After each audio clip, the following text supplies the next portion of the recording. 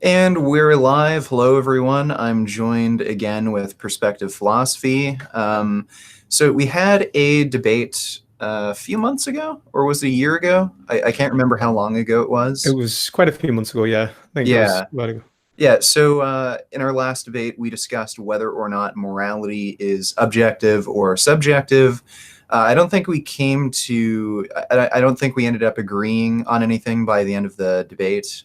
We No. kind of. You still believe morality is objective. I still believe it's subjective. Today, we're going to be debating something a little different. Why don't you explain the debate topic? Yeah, so I would like to just say as well that we're both vegan here. So this is more of like an internal debate. We're not really like trying to one up each other when it comes to whether or not we should eat animal products or anything like that. I think we both agree that it's whether we're second order moral truths are conflicting, whilst first order moral truths are consistent, and that we believe that veganism should be applied. How we'll get into how in a minute. That being said, the topic area will be about whether subjective systems cohere with the way veganism is applied to individuals in society. So the way that we talk about veganism, does it make sense if morals are subjective? So if we're looking at morality as a subjective construct, something that we can judge as good or bad based upon interpretation, if my good can be your bad and your bad can be my good, then how can we say that veganism is anything other than a contingent language culture? In other words, is it not a power play? Is it not a cult following? Is it no different to religion? And that is what I want to discuss today. Okay. So interesting topic. So the first issue I see there is like whether morality is objective or subjective. When we actually discuss veganism, when we try to convince people to, switch to veganism, I don't think it really matters. When you actually debate people, you're really only talking about normative ethics. You don't really get into the meta on what morality is, whether or not it's subjective or objective. And whether or not morality is subjective or objective, people just don't agree with a lot of moral values. Like abortion is a big one. Um, some people, like there are literal Christians who even think abortion should be legal. There are obviously a lot of people who think abortion should be illegal, like abortions are immoral.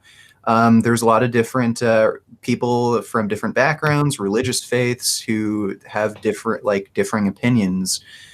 So whether or not morality is objective or subjective, I don't really see that as an issue for arguing for veganism, just in a practical sense.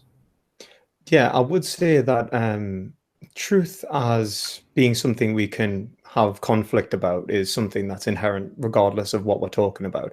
So I think most of us would agree that science is ontologically objective. I think, would you agree that science was objective, that it talks about reality itself and is not simply proposing one construct over another? Because if it is, and it is objective, then truth can conflict itself. Newtonian physics is conflicted against the theory of relativity. General relativity overtook Newtonian physics because it answered more problems. And this is what we're talking about: differences in rationality and how we come to understand truth, conceptions of truth. These do happen regardless of whether morality is objective or subjective. That being said, with regards to how people argue, yeah, I would agree that most of the time it doesn't matter whether morality is objective or subjective. I think that most people, when they approach normative ethics, I think, to be honest, assume for the most part an objectivist stance. I think most people within society think of good and bad as objective. Now, the individual may be right or wrong, but the point is that it lets us get away with a lot more when we're talking in these debates. Because if we were pulled up on whether morality is subjective and why we should adhere to one thing over another, well, then the word good and its meaning has been brought into question. It's fundamentally unclear what we are talking about when we are speaking of good. So if we do end up in meta-ethics, it is vitally important that we can resolve these problems so that veganism can be put forward in a way that makes sense, that we could say veganism is good and not just mean, oh, I like veganism or I think veganism is a useful for the expression of my subjectivity. So this is where I would take issue with it, because I think if we understand that veganism and good as being something relative to one's socio-political observation, so if I am in a place of power and I can express myself without recompense, and why not? And in this case, then why should I be vegan? If you're trying to convince me that I should be vegan, I feel that it would be only a way to convince me of your subjective system over one that I would propose over myself. And this would be a problem of prescriptivism. Okay, I get what you're saying there. The problem is, let's say God himself came down from the heavens and said, to you, it is okay to rape children. Would you give a shit? Wow. I think this is the difference. I wouldn't uphold the Euphrode dilemma, which is what God said is good. Right. Yeah. Okay, So, well, let's just assume for the sake of argument, if God, like whatever God says is true, he's the one who creates like objective moral truths, just for the like this hypothetical reality that exists. If he came down to earth and said that like it is an objective moral truth that it's okay to rape children, would anyone care? Like, let's say you're like a fundamentalist Christian or something, and you believe like God creates objective moral truths. Would like a fundamentalist Christian even care if God said that? I don't think like anyone like if they're a sane person without any issues, I don't think they'd actually care whether or not that's an objective moral truth because they just personally don't agree with that. You see, I would say that it's incapable of being an objective moral truth because it would defy logic and reason. You'd have to give me good reasons as to why it was okay in the first place for me to agree with it, unless the Euphrode dilemma is real and we would say that whatever God says is inherently true, regardless of logic, and in which case, I would say that there would be no reason to believe in God as God, because we're having to reject the logic which is necessary for the interpretation of Scripture in the first place. What God is and why we should follow him. It's all a matter of, well, to be entirely honest with you, it's nonsensical language games. We wouldn't actually understand what it means and how to and whether or not we should actually do it. So, no, I don't think that God can do anything that is illogical. For example, he couldn't make a square circle. So I don't believe that he could tell you that it was okay to rape children. Okay. So the point I was trying to make there was that basically everyone creates their normative ethical systems on some fundamental base axioms, like some fundamental base values. So some people like really value well-being, for instance. I think most people that is like a fundamental, base axiom for their normative ethics.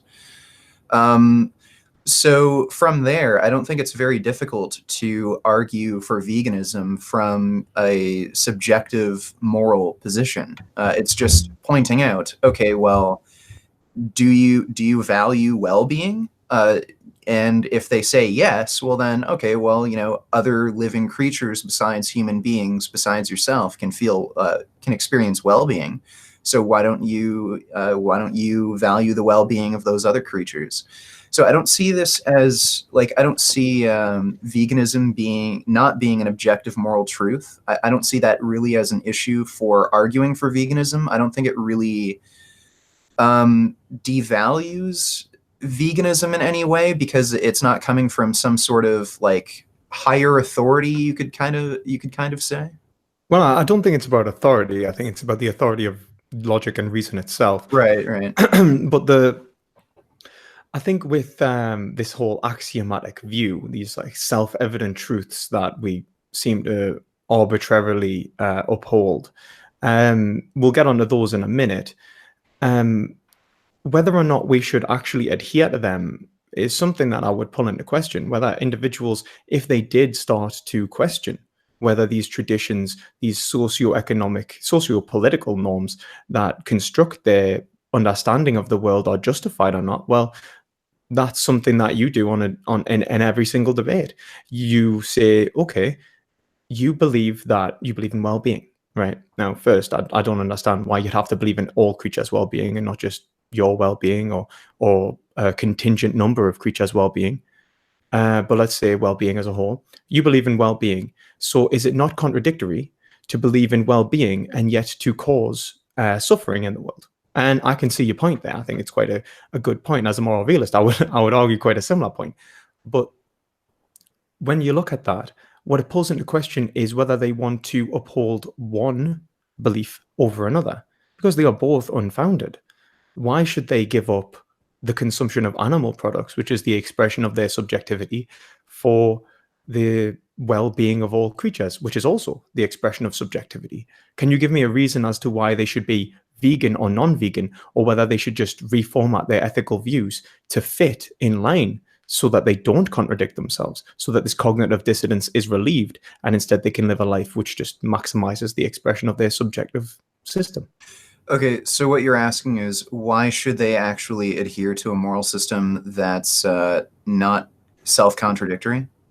Well, no, I'm saying that given that you've pointed out their moral system is self-contradictory in that situation, why Right. should it be resolved with veganism? Well, that brings up the least amount of contradictions. Does it? You could just value themselves. Oh, I see what you're saying. So you're saying they could just alter their moral system to basically say, oh, well, I only care about myself? Like that, Yeah, that's basically what you're saying? I think either way they've got to alter their moral system. I think that's the point. Like they already think it's okay to eat meat, but they think that they care about animals. That's a cognitive dissonance. Their values and their actions aren't aligning. Now, the practical and the internal are one and the same, are they not? They should be aligning to show no contradictions so that we flow through as a single unified subjective will into the world where we can, I think, discharge our power, as Nietzsche would say, onto the world in the most effective way. Now, you're saying is that their will is contradicting itself. So their moral systems, it's not aligning with their values. They are actually undoing some of the work they wish to achieve. Now, I agree. So why should they resolve their moral system, which is in contradiction, by choosing veganism and not egoism? Oh, so are you asking me this in a sense, like how would I argue from their new position, like Yeah, egoism? yeah. Just tell us how you no. Well, just tell us how you'd argue that. For example, you've shown a contradiction. I believe in well-being. I'd say we've been through name the trait. I actually just did a video on name the trait, but let's say we've been through name the trait and we've ignored the logical inconsistency within it. Well, actually, the lack of coherency within it, and we'll pretend it doesn't break the law of identity. But we'll go through that and we'll say that okay, there is a logical contradiction in my system. That contradiction is that I believe in well-being, and yet I am not willing to consider the well-being of non-human animals. Now, to resolve that contradiction, you propose that I should adopt a vegan lifestyle because that way I can continue to adhere to well-being and no longer cause unnecessary suffering in the world. That's one way to resolve the contradiction. Another way to resolve the contradiction would be to say, actually, I need to stop caring about well-being and only focus on my own well-being, create a contingent understanding of well-being. I care about the well-being of humans. I care about the well-being of individuals in my socio-political environment. I care about, the well-being of me, and everyone else's well-being is extrinsic. I care about it only so much as I care about how I will live my life. So I care about a good society so that I can live a happy life. So I can live a life in which the society protects me from various evils that exist to come destroy my happiness. So explain to me why either situation wouldn't be logically consistent, because there would be. And I think ask yourself would probably bite the bullet and you'd say, yeah, it's logically consistent, but it would be absurd. But I want to know what you'd say. Yeah, it would be logically consistent if you were to just argue from a perspective of egoism to justify eating animal products as opposed to going vegan to stay logically consistent with your worldview. The issue there is, I think these people who kind of argue from that position are just being disingenuous. I don't think Really? most people I really doubt most people think that way. Maybe you can find some people who would think that way. But the issue is I don't think they're being totally honest. I doubt that most people who come up with that argument, they wouldn't be able to cause animal suffering and death themselves. Like if they actually went to a slaughterhouse, did all that crap themselves, abuse animals, mistreat them, slit their throats open. I don't think they could do that. I might have encountered a few people who could, and I've had some debates with hunters who have sort of a similar, they have a similar egoism you know, type of argument for that sort of thing in response to name the trait. Um, Basically, they just see animals as having like different sorts of utilities. So a dog, for instance, okay, well, dog has the utility of being companion and doing other things like protecting a house, helping them on hunts. Deer, on the other hand, they just have utility of food. Yeah. So there are people who have that sort of moral view. Um, from that, like, you know, from that point, I'd basically start arguing. You can keep arguing name the trait from that position, like even if they have that position.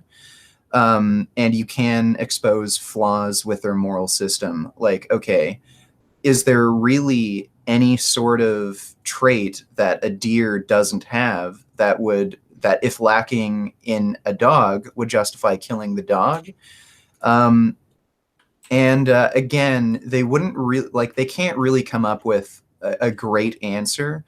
Maybe they'd say, okay, well, a deer can't be my companion, therefore it's okay for me to kill them. Like, but really, there aren't any significant differences between a deer and a dog that would really justify killing the dog. I've had some like I have a friend who's a hunter, and I've argued this with him. He wasn't really able to come up with any good solid answer. What he ended up coming back to was he just wants to live his life, you know, the way he's living it, and he just doesn't care enough about other creatures to change. Yeah. You know, from there, I really like again, I really don't see how it changes that conversation when you say when you're coming from the perspective that morality is objective or subjective. I just don't see how it changes the conversation. Well, I mean, if you want to know how I would change the conversation in that Sure. regard, because I would talk about morality being objective in regards to one's desires, taking a Greek perspective and relating to eudaimonia, and I would say happiness is only possible through virtue as well. So that to live to live a bad life, to live an evil life, is to live an unhappy life, and that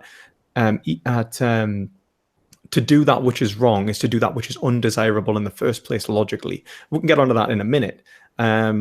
But I will also just like to pull up what you said. So not having altruistic values pretty much seems to be disingenuous to you. So people that do not care about those around them, that don't care about animals and the well-being of others, that seems to be disingenuous to you, would you say? Not necessarily. I Well, think unless it was in the like case of hunters and stuff. not necessarily. I'd say it depends on the individual. Okay.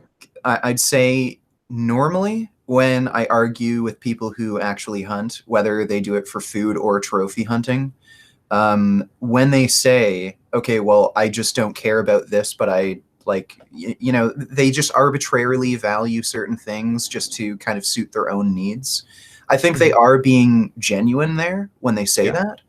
that. Now, when you're arguing with people who, go to McDonald's every day, but they'll, Yeah. like, virtue signal on Twitter saying, "Oh, this person abused their dog. What an asshole."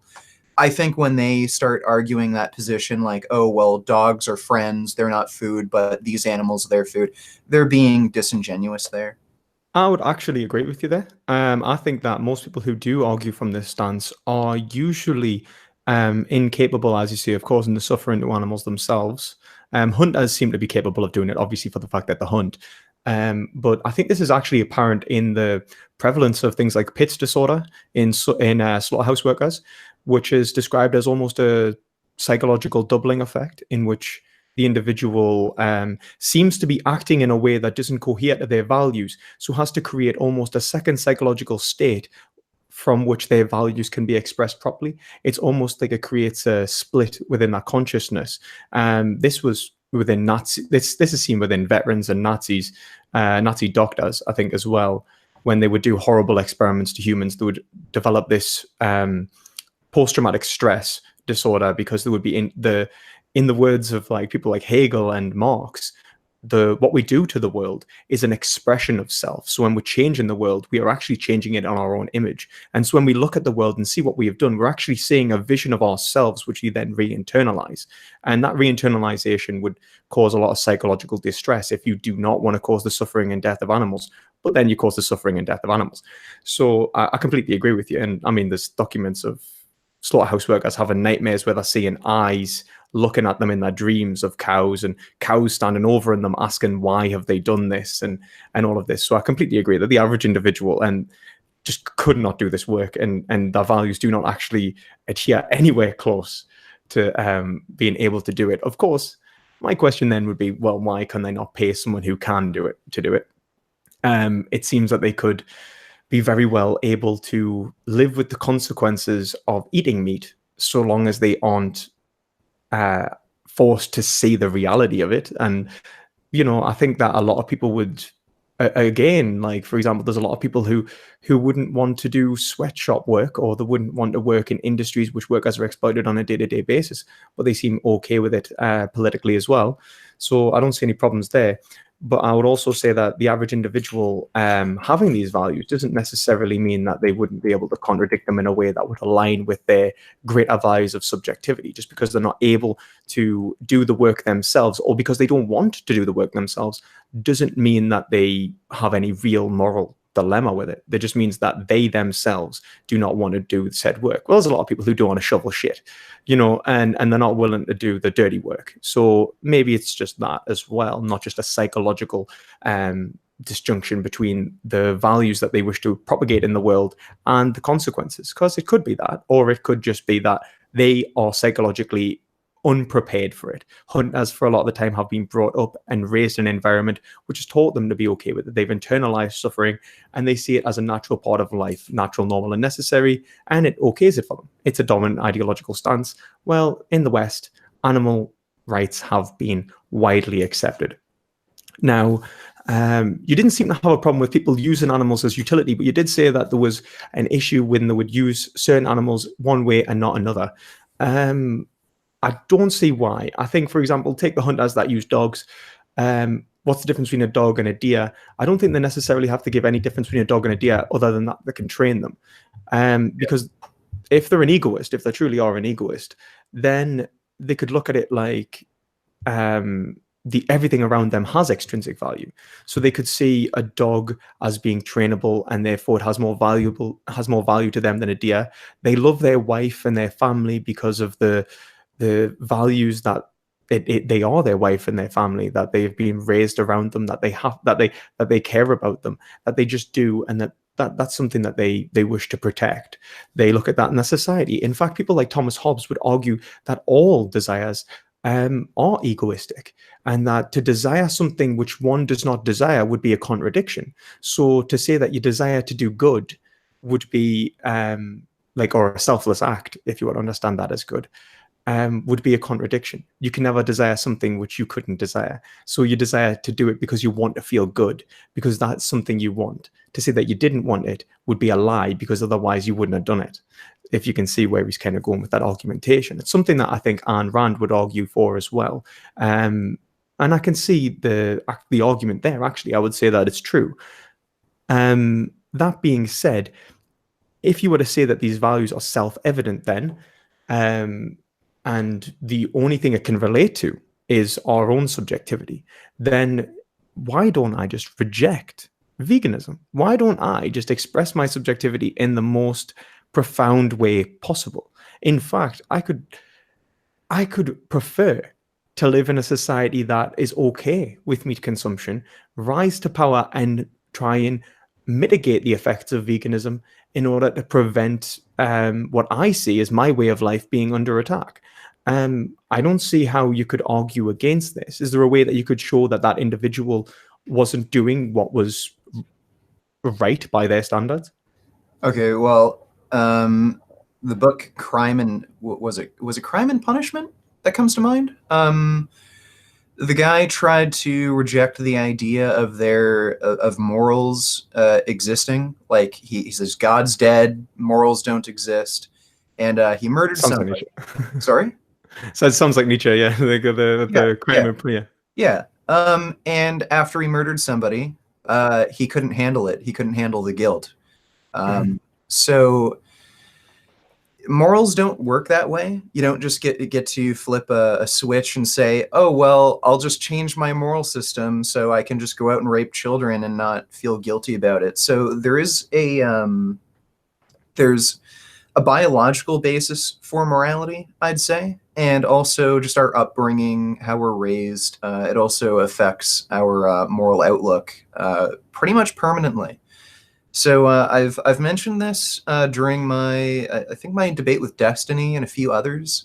There's a few rodent studies that show that even like in most animals and in pretty much all social animals, empathy is used to create moral systems and promote pro-social behavior. So, like the reason we have these these debates and these conversations, like the reason most societies have developed animal welfare standards, even in Middle Eastern countries that practice ritualistic slaughter, like Muslim countries. This is it's kind of an ancient idea, but it was at the time animal welfare. Like it was the animal welfare debate at the time, like when the Prophet Muhammad or like whoever created these traditions of halal slaughter. That was basically the like veganism of its day, essentially. Where, okay, well, we do have to slaughter these animals, but there's an ethical way to do it where we take into account their well-being. So, where was I going with this? Okay. You were arguing that it was almost intrinsic, so that Oh, morality was something that, yeah. Right. So basically, this is like these ideas. The reason why we have like these conversations, the reason why most societies have come up with some sort of standard for animal welfare, to varying degrees, obviously, but most societies do have the concept of animal welfare. Yeah. It's because of this. I think there is a biological basis for morality where we value, like, empathy is the basis for a lot of our moral systems, and we don't just have empathy for fellow humans. If we spend enough time around these animals that we rely on, whether it be for food, even if they are relied on for food or clothing, you do end up empathizing with them to some extent. And even if we do have societies where we kill and eat them, we do extend empathy towards them. And now we're at a point where we can choose just not to do it. So that's why veganism is spreading. It's just a natural progression of just including these animals within our moral systems that are based on empathy. In some way that sounds a lot more like moral objectivism in a. It's not. Well, it's don't get me wrong. Don't get me wrong. I completely disagree with everything you've said, but it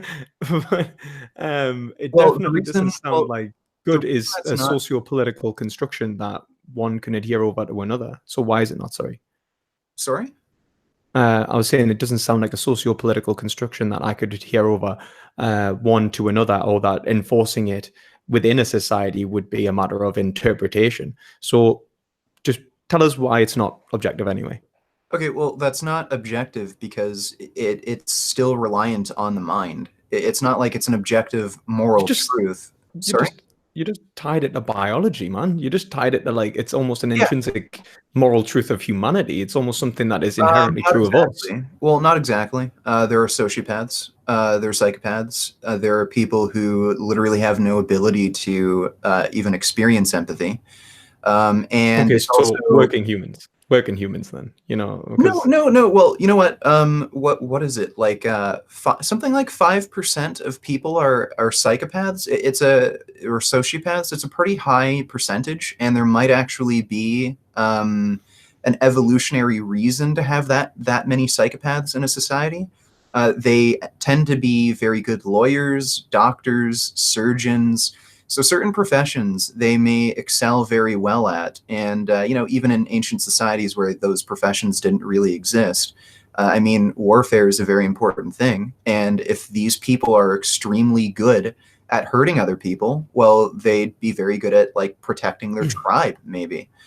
So there may be an evolutionary reason to have a certain percentage of psychopaths in a human Perhaps. population, and on top of that, this is contingent on socialization. So if you're not socialized with a certain person or a group of people, then you're not going to have empathy for them. Mhm. So this is contingent on context. And again, there's a few rodent studies that show this. Rats who aren't socialized with other rats, they're not going to have empathy for these rats they don't know. But when they're socialized, they do have that empathy. So it is subjective. Like I I would mean, still say it's subjective. It's dependent on the mind. I would argue that was more relative than subjective, and I would say that the concepts in which people were invoking in those times were only meeting the needs of the rationality that was around then.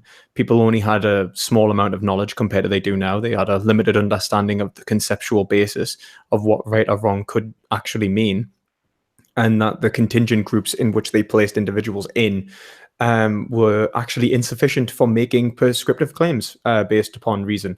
But regardless, we'll get back to that in a minute in my objective system, obviously, once we tackle the issues which I thought of before. So when we're talking about how Muslims, for example, Islam, it created a ethical structure around animal slaughter in order to help animals, well, probably about 600 AD, like to about 1000 AD. So we're looking about 1500 years ago ish.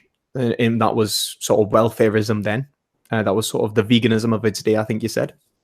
Yeah, Yeah. and there's a few Yeah. other cultures who created similar ideas. Okay, so vegans actually, if you look at the slaughterhouse workers, actually, I remember reading about a slaughterhouse worker, and the only one who seemed to be actually okay with it was a Muslim. And it was because he felt like he was doing the right thing, because the way he was socialized, he was helping the community, he was helping the animal, and it was all the right thing because of his belief in God, right? Now, in that situation, he's just as right as anyone else. Now, don't get me wrong, I do think that morality is somewhat internalized, but just because individuals can be socialized and created in such a way that would determine their socio-political beliefs from childhood. So, for example, in the West, we're typically liberalists. We're typically, at least in classical sense, not in, before people politically go front and down your throat. I mean, classical liberals, we believe in freedom, we believe in equality and things like that. We believe in democracy. We believe in various political understandings, typically. And this is how we're raised. And I would say that, yeah, these are typically self evident truths we are given as children. But why should we adhere to them and not reject them? You say that we can't reject them because they're intrinsically almost tied to our biology and empathy, yet there are cases of other individuals who seem not to have these because of how they've been raised. Okay, so is there nothing past the point of being raised that we can do about it? And I think we can, because people seem to, for example, shift religions. They seem to enter disciplinary systems which can create individuals almost anew. Take, for example, soldiers. A lot of people aren't okay with killing people. Soldiers seem to be very okay with killing people a lot of the time, because they've been disciplined to be this way. This is what someone like Luke's would call creating a man's very wants, or Foucault would call it a disciplinary structure.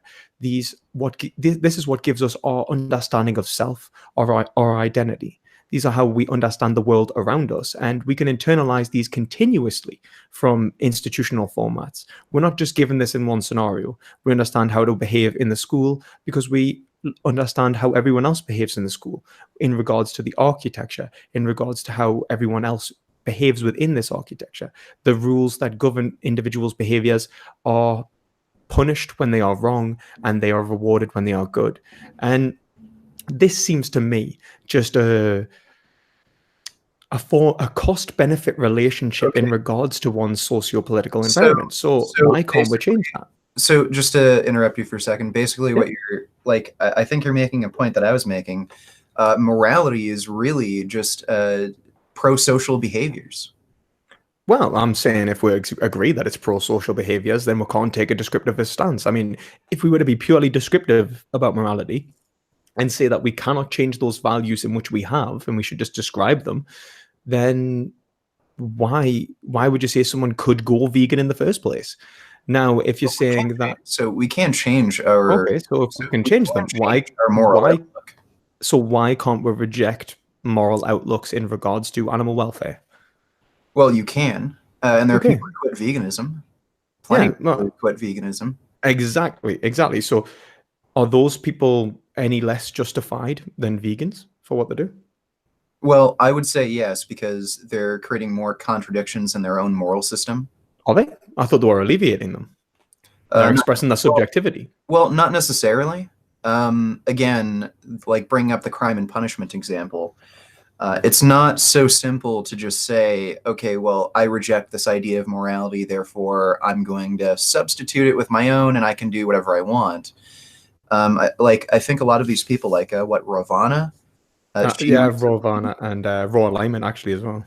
yeah, raw alignment. There's been a few others. There was one guy I didn't actually debate him, but I had a back and forth with him for a while. Homegrown Big. He was like a hardcore ethical vegan for a while. Then he developed health problems. Then he started eating a lot of meat. Um, Now, talking to him a bit, it does seem like he still has animal welfare standards, but obviously he's changed his perspective on that pretty significantly, where he went from an abolitionist to now a welfarist. Yeah. But again, to complete, like, there's limits to this, right?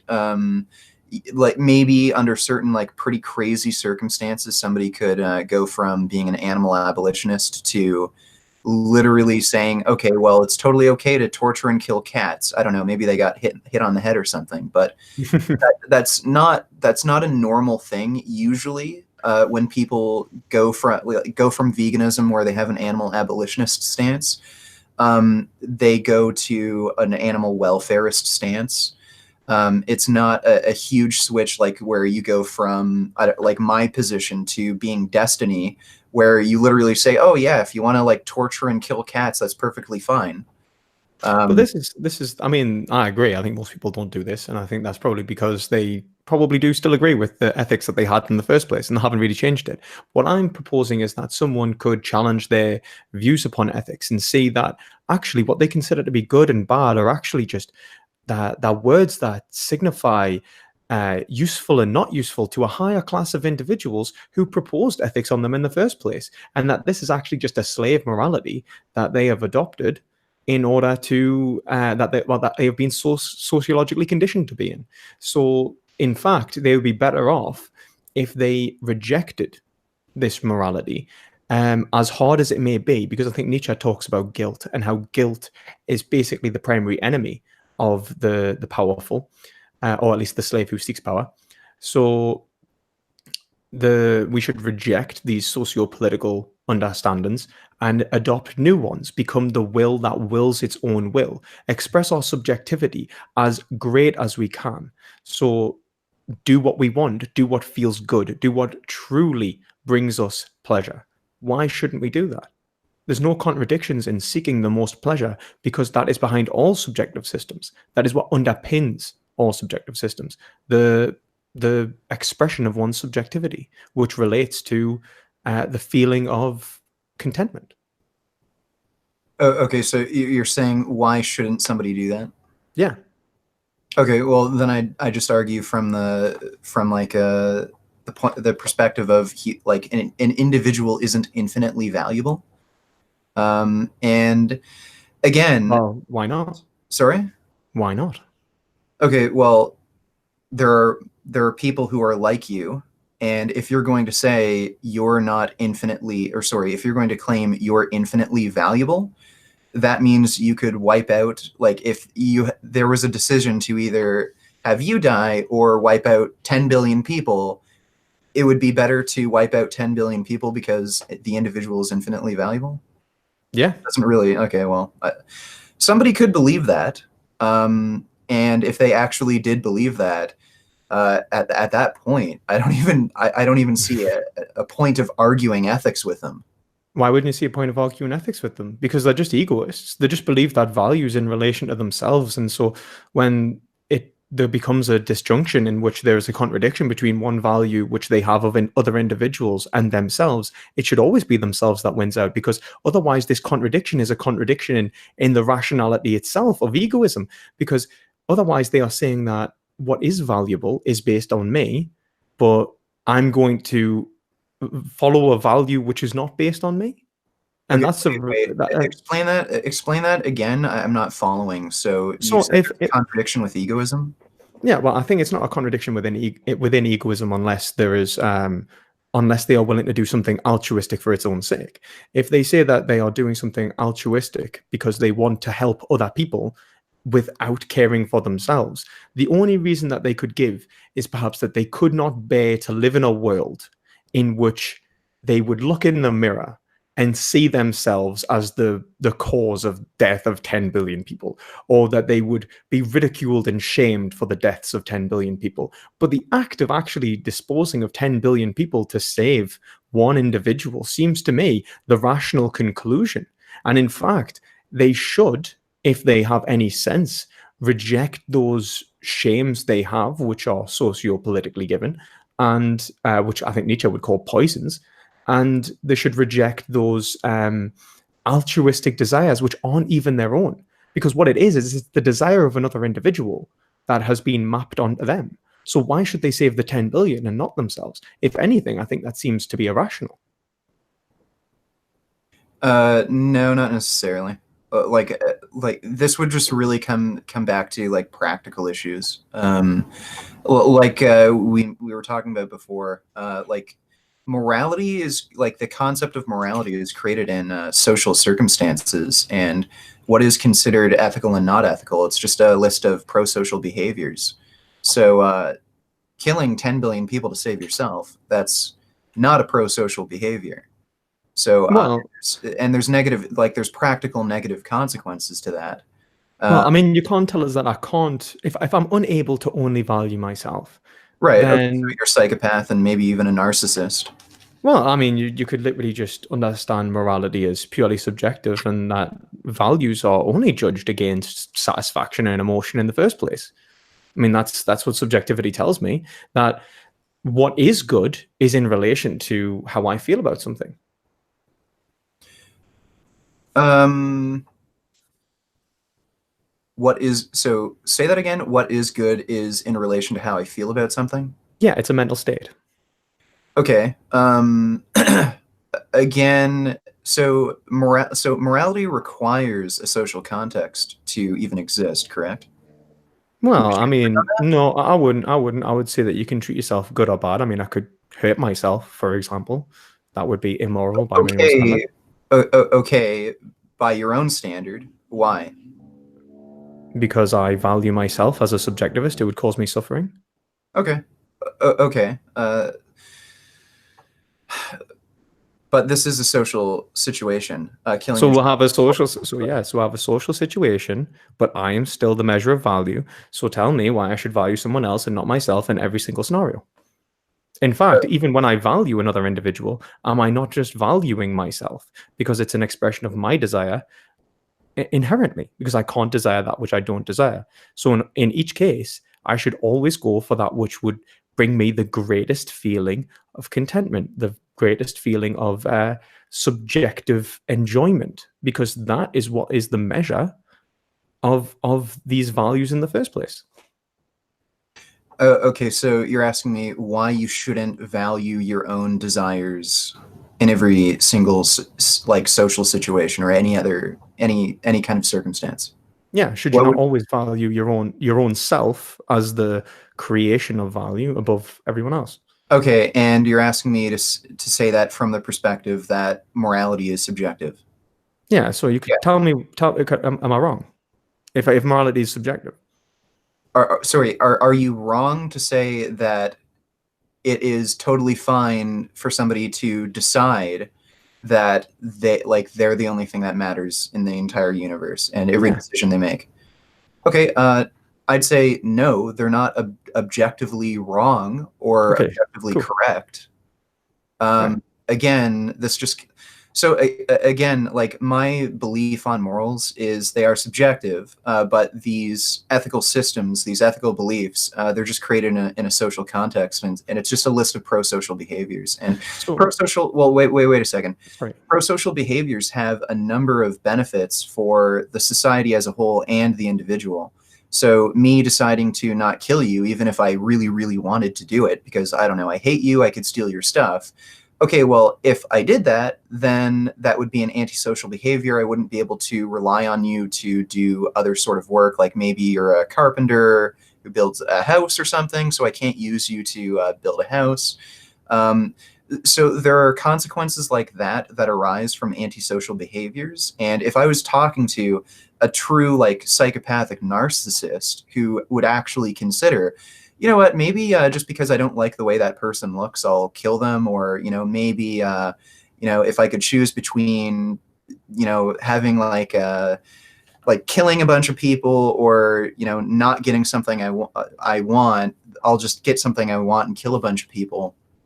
I just bring up those sorts of issues like, okay, well, there's going to be negative consequences for you down the road if you choose some of these actions. Yeah, no, I agree. I think that's what you do in every single situation when you talk to a subjectivist anyway, because what you're actually saying is that you should choose this desire over another one in relation to the consequences of even having guilt or having some other negative emotional state, which is similar to punishment. It's almost maybe self-inflicted or Okay, well, psychologically inherent, okay, well, wait a minute. The example you provided was somebody who literally cannot experience guilt, right? Well, I mean, it's just anyone. I'm saying in any situation, if this is purely act, I mean purely act, as I said, unless we go outside of the situation and we say that there is a variation of individuals, like I couldn't live with myself, I couldn't look myself in the mirror with how much guilt I had over killing these individuals, or I can't stand the shame that everyone like does to me, or I'm going to get beaten to death or stoned to death, or whatever desire mitigates me other desires, and actually life is worse than death. Then in that moment, regardless, those other people's desires, they're not really what I'm told is I can either die or live, and that I should always choose live because it is better for me. It will bring me more satisfaction. Okay. Yeah. So So in that moment, I would say that all subjectivists get to that point, and I think regardless, it's not something I necessarily need to get hung up on because I think that the point of what I'm trying to make is that if these, like, I think you can create a perfectly logically consistent system that isn't vegan, that you could adopt yeah, you and can. adhere to. But why shouldn't people do that? Why But should people do that? Okay, well, well, because it seems like when you debate someone, for example, you debated Shadow, and when you debated Shadow, you said he picked, I think, self-awareness and humanity, like species, or a self-aware species, like the combination of the two, in order to get through Name the Trade, if you remember. yeah, it was kind of weird. I think I asked him, okay, if there was if there was a sentient self-aware alien, would you be okay with holocausting them? And I think he said no. So it's either one or the other, humanity or self-awareness. Well, it can't be one or the other, can it? Because I mean, it's value. What that's called is value pluralism. He values both of them.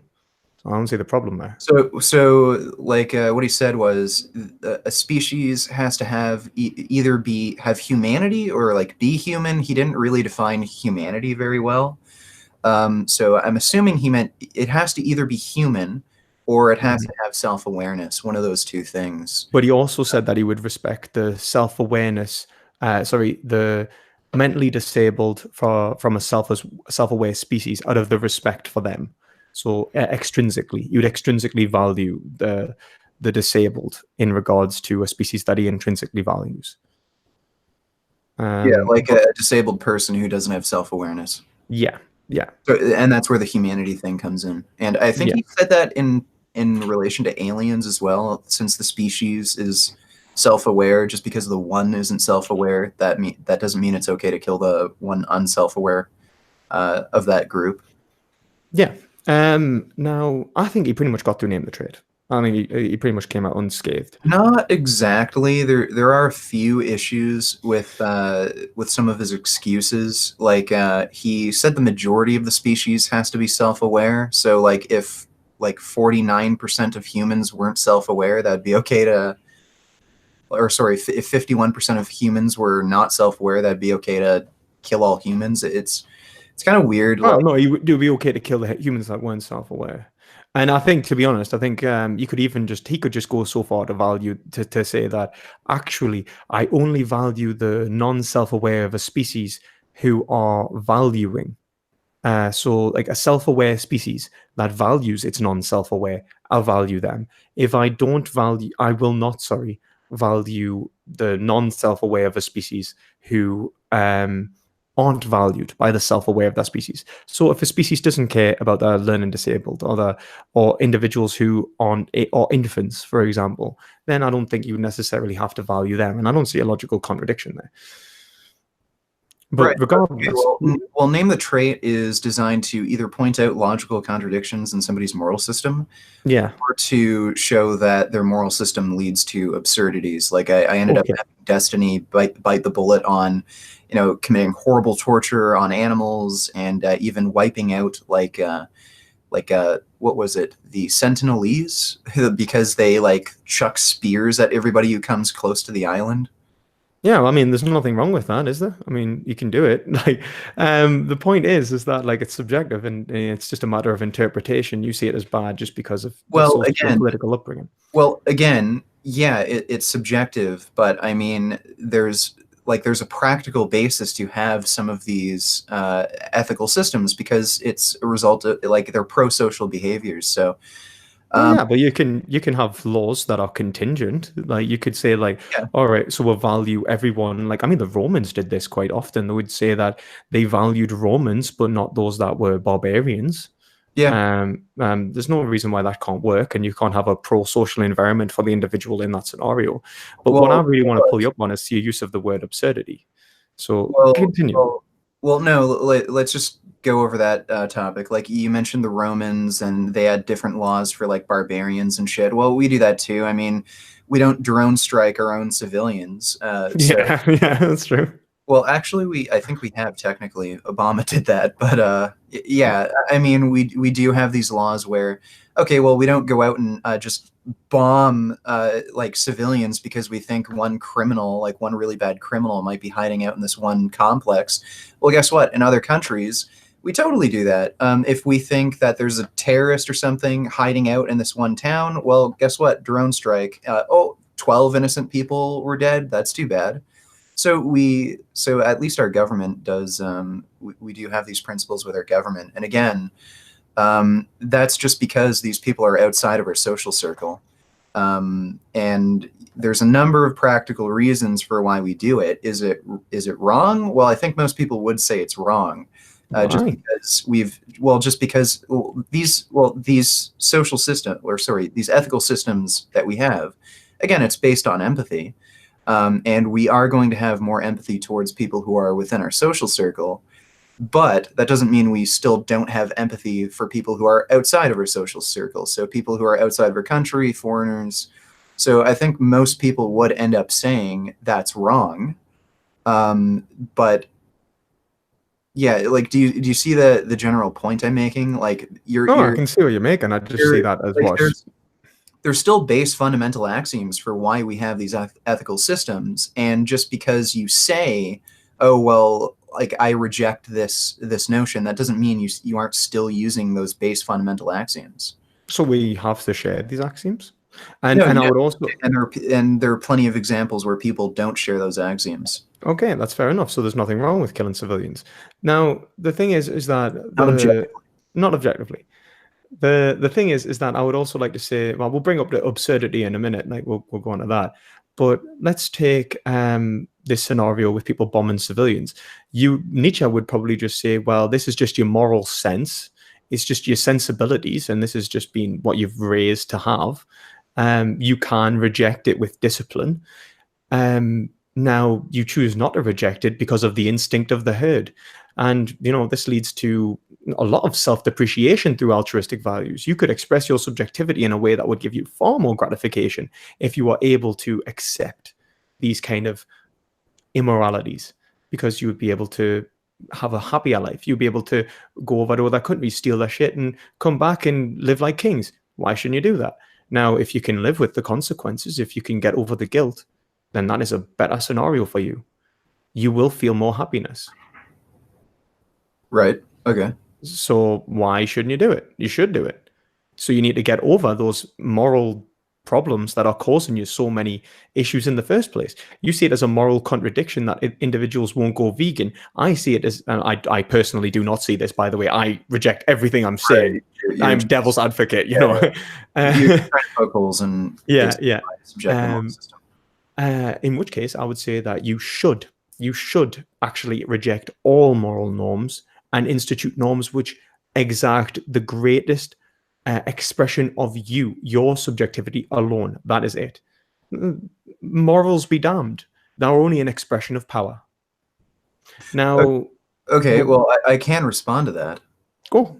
Okay. The issue there is, you're going to end up creating a society that you just don't want to live in. Again, these ethical systems we have that discourage the sort of behavior, they have benefits for you as the individual as well, even though you might be able to, if you do bypass these moral systems or just ignore them, yes, there will be some short-term benefits. But again, if you're going to, especially if you're going to create a society where we just totally reject the idea of ethics and morals and just do whatever we want, you're going to lose those pro-social benefits of having those ethical systems. So unless you created the morality. I mean, unless you created a morality in which you can express your subjectivity, but then restrict other people from theirs. And I think that's what Nietzsche argues in the genealogy of morality, which is essentially the morality that we express today. Right. So basically a situation where you could rule over people like Mao Zedong or something. Yeah. Yeah. I mean, you could do that. But again, I guess from my position, I'd have to ask, like, would you really want to create a system like that? I'd say, so when I talk about morality, again, I think the basis for morality is empathy, and there are some rodent studies. Like, if you want me to share some of the rodent studies I'm talking about, I could bring them up. I mean, I don't think that sharing a study on rats would really convinces anything anyway, because I think that anyway, if we take Camus, was it Camus to be right, and man by nature is the only being that can reject his nature, then it doesn't matter anyway. Anyway, the point I was going to bring up, like, if there was a situation where I was talking to somebody like Mao Zedong, who's probably a huge psychopath who killed like 100 million people for his own good. So what I'd argue to him, like somebody like that who would do something like this, who is a total psychopath, I'd ask him, okay, well, I'd bring up basically what is the golden rule. Do unto others as you would do to yourself, or don't do something to somebody else that you wouldn't want done to yourself. You could have been born in a situation where you'd be the one who's, not in power, and you'd be the one who's being, rounded up into gulags or camps, or, being shot to death or starved to death. So when you do these sorts of things to other people, you're just you're essentially sowing the seeds of your own destruction, essentially.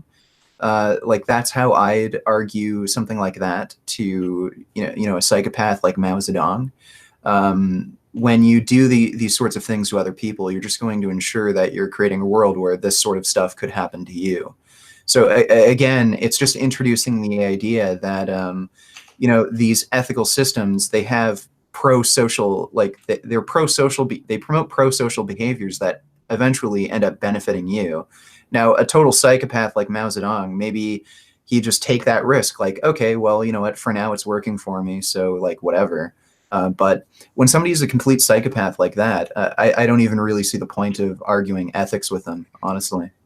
Well, I mean, if we look at, you said that you'd argue that it was in his best interest almost by creating a society that could destroy his his own values. Like, for example, himself, he didn't die of anything related to revolution or murder, did he? He died of natural causes, or at least a result of, I think, it was smoking.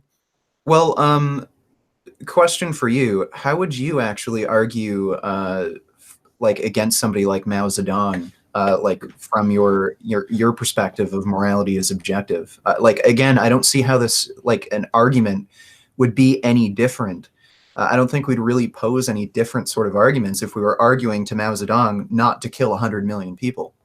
Oh, I think we would. So what I would say is that morality is objective because if we look at the innate truth, the self-evident truth of our reality, which is that we do desire, and that desire is inherent of all human beings, what we wish to achieve is that which is most desirable. How we achieve that which is most desirable is based upon our decision-making process, and this leads to epistemic realism. Where truth is no longer subjectivity, and actually we would say that the measure of good is against ourselves. Now, that measure of good against ourselves requires other individuals to actually deduce. So to leave inductive reasoning, which is to understand reasoning as something that we can just, we can say, for example, either start with the conclusion and then seek to prove the premise, or we can just assume the truth of it, make it self-evident and tautological. So we say it is just and good for me to smoke, murder, whatever we want to do, which seems like your axiomatic system allows for, which is truth is subjectivity, which is Nietzschean or even Kierkegaard. Then I would say that this is inherently untrue, because rationality itself, the decision-making process we use, is a social behavior, as you would say, like pro-social. But I would say so far that reason itself exists only between other individuals. Through expression of words and language are we given meaning. That is where meaning comes from. And it's ultimately where we get our conception of self. So in the words of Wittgenstein, he would say that what we consider to be the meaning of our words coheres to our psychological states, our phenomenological experience, our qualia, but it also must be exterior to ourselves. It must be an object within our existence. So we would be able to say that actually my symbols correlate between the word and the actual existence experience itself. Because if it was subjective, we wouldn't actually be able to do that, because we could essentially, we would be incapable of creating a coherent language of one. It would be nonsensical, he argues. But anyway, the point is that if this is true, then the self, he would argue, I itself, is an internalized structure. And this internalized structure has led to our ability to understand ourselves, to hold ourselves as an object of our own existence. Now, if I want to know what is good for me, then I must reason what is good for me. And that comes between asking somebody else for verification, because what is good or bad must be logically consistent for me to actually gain any probable conclusions from it. So I'd say that rather than just be the victim of whatever preference I have, for example, smoking, I understand that smoking is bad for me, not just because I induce an idea that smoking is bad for me, but because it has been proven that smoking is bad for me, that there is a rational verification in regards to myself that smoking is bad for me. In which case, what we are pointing towards is the deductive method. And we would say that this is a deductive argument and that we can go and use other individuals to verify our phenomenological experience. Now, that's the basis of egoism in the terms of Ayn Rand, where we would understand that happiness is something that we must determine before we seek it. And then when we seek it, we can achieve a happiness that will truly allow the expression of our subjectivity in a way that would genuinely bring us a positive phenomenological experience. Okay, I'll just we'll take it from there, and then I'll take it altruism. okay, I still don't understand how that would convince Mao Zedong not to murder 100 million people. Okay, so now he understands that what is good or bad is determined by an individual's ability to reason. Okay, Okay, and so you could say that. Well, no, it's so far it's egoistical. It's actually objective epistemically. So ontologically, yes, it's still subjective. But epistemically, that's subjective. So far. Okay, so now what you're going to ask is, how do I get to altruistic value sets? Okay, wait. I'm confused. How is that epistemically objective? Well, because it uses logic and rationality as the basis um of proof. It's not inductive; it's deductive. It requires verification. If they accept, if well, they don't just assume the conclusion; they seek to prove it. They seek truth, and truth is something that is inherent within language. It's an expression of meaning between individuals, and it cannot be just induced out of nowhere. Okay, I'm not perfectly following, but you might as well just continue. Oh, yeah. Okay. So, from that point, I would say that the way that we get to what is most desirable, which is the end goal of everyone. So Mao, he wants what is most desirable, and that which is the best way to get that can only be achieved when we understand desire as, I think a guy called Darren actually debated, said, as categorical and not contingent. Now, the way I would argue it is through conceptualization. We start to conceive ourselves in a way that is temporal. So I would not value one instance of my life greater than another instance of my life. So right now is not more valuable than when I am 80, because I will have to experience both values.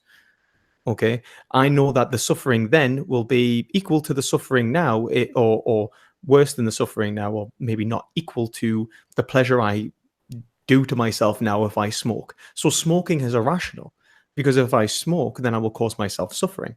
Now, if I accept that is the truth and that the measure is in fact my own desire, well, what I've unfortunately had to realize is that to achieve my own desire, I require other individuals. I require their phenomenological experience to verify whether something is good or bad, right or wrong. Okay, wait, Um, wait. Back up for a second here. So you use smoking as an example. yeah. So you said you can determine that smoking is not good for you because it would cause harm to you later on. Is Well, that yeah, like as in it will cause a greater amount of suffering within your life than pleasure. So right? essentially, it will create a greater negative to positive balance within the narrative that is your life, and that is how Okay. you judge it. And how did you determine that suffering is bad? Well, suffering is inherently bad. It's not something that we can deny. It's not Okay, something so that we I can think deny. so. I think this is one of the points we brought up in our last debate. No, I mean, personal suffering. Can you say that personal suffering is inherently bad? I mean, it is negative phenomenological experience. It I is, perceive it as bad. yeah. It's objectively bad.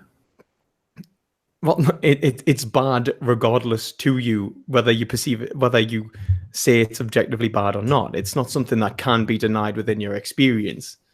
It's something that would be, for example, like it would be like denying blue is blue or red is red. No, not necessarily. Oh, please tell Again, me.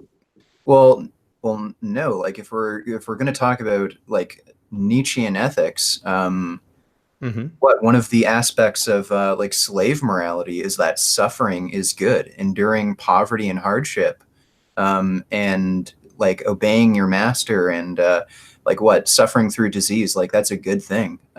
Even like Mother Teresa basically said something along those lines that what I can't remember the exact quote, but she said something along the lines of like the suffering of the poor is beautiful or something. Yeah, but he says that this is poison. He says that this is Well, that's what Nietzsche essentially, said, yeah, but he but said I'm this is saying, yeah. So well, this that's is what Nietzsche said. essentially, Well, that was his own opinion that that's a bad ideology. But there are people who have that opinion that suffering is a good thing. but that's the thing. It's contradictory. What they normally mean, and Nietzsche points this out, is in fact that this suffering will lead to a greater amount of happiness. It's that not it. It cannot be the case that something which is inherently bad is intrinsically good, because that is a contradiction. It is inherently P and not P at the same time. Okay, well, again, I don't understand how you came to the conclusion that suffering is bad. Like objectively speaking, like I'd agree with Ob- you ob- that ob- suffering is bad, but that's just my own. Like Yeah, again, well, I'm just applying my own fundamental base axioms. yeah, well, what this is induced. I mean, this is self-evident truth. This is the basis of the what you are. Yeah, I would agree that this is So inductively true. I mean, this is okay, probably given tabula rasa, okay, as you well would wait. say, through Well, through well, well, biology. wait a second. Wait a second. So I would agree with you that just based on our biology, we're kind of wired to see suffering as bad. Like that's the whole point that we Well, suffer in it's the first place no. to avoid Well, I think that what the problem is that you're making a language game here, where you're assuming bad and suffering are not the same thing. What I'm assuming is that good and bad are desirability in the first place. it. Okay, well, so I can kind of see your point there. I think we should actually define like what you mean by objective and subjective in this kind of context. Then, Well, uh, in this case, can you have objective suffering? Clearly not. I mean, you can't have suffering that goes beyond the individual. However, can I make an objective judgment about those who are suffering? Of course, I can. So what we're okay, talking so about is that that basically sounds like we're talking about like a normative ethical system. Then, so like I'd agree, within a normative ethical system, you can't objectively determine whether or not something is good or bad. But if we're going into metaethics, whether or not something is just inherently good or bad, is suffering good or bad? I'd say no, you can't determine that. it's well, no, because what you're saying is that by saying that when you go into meta-ethics, what you're talking about is what good or bad relates to.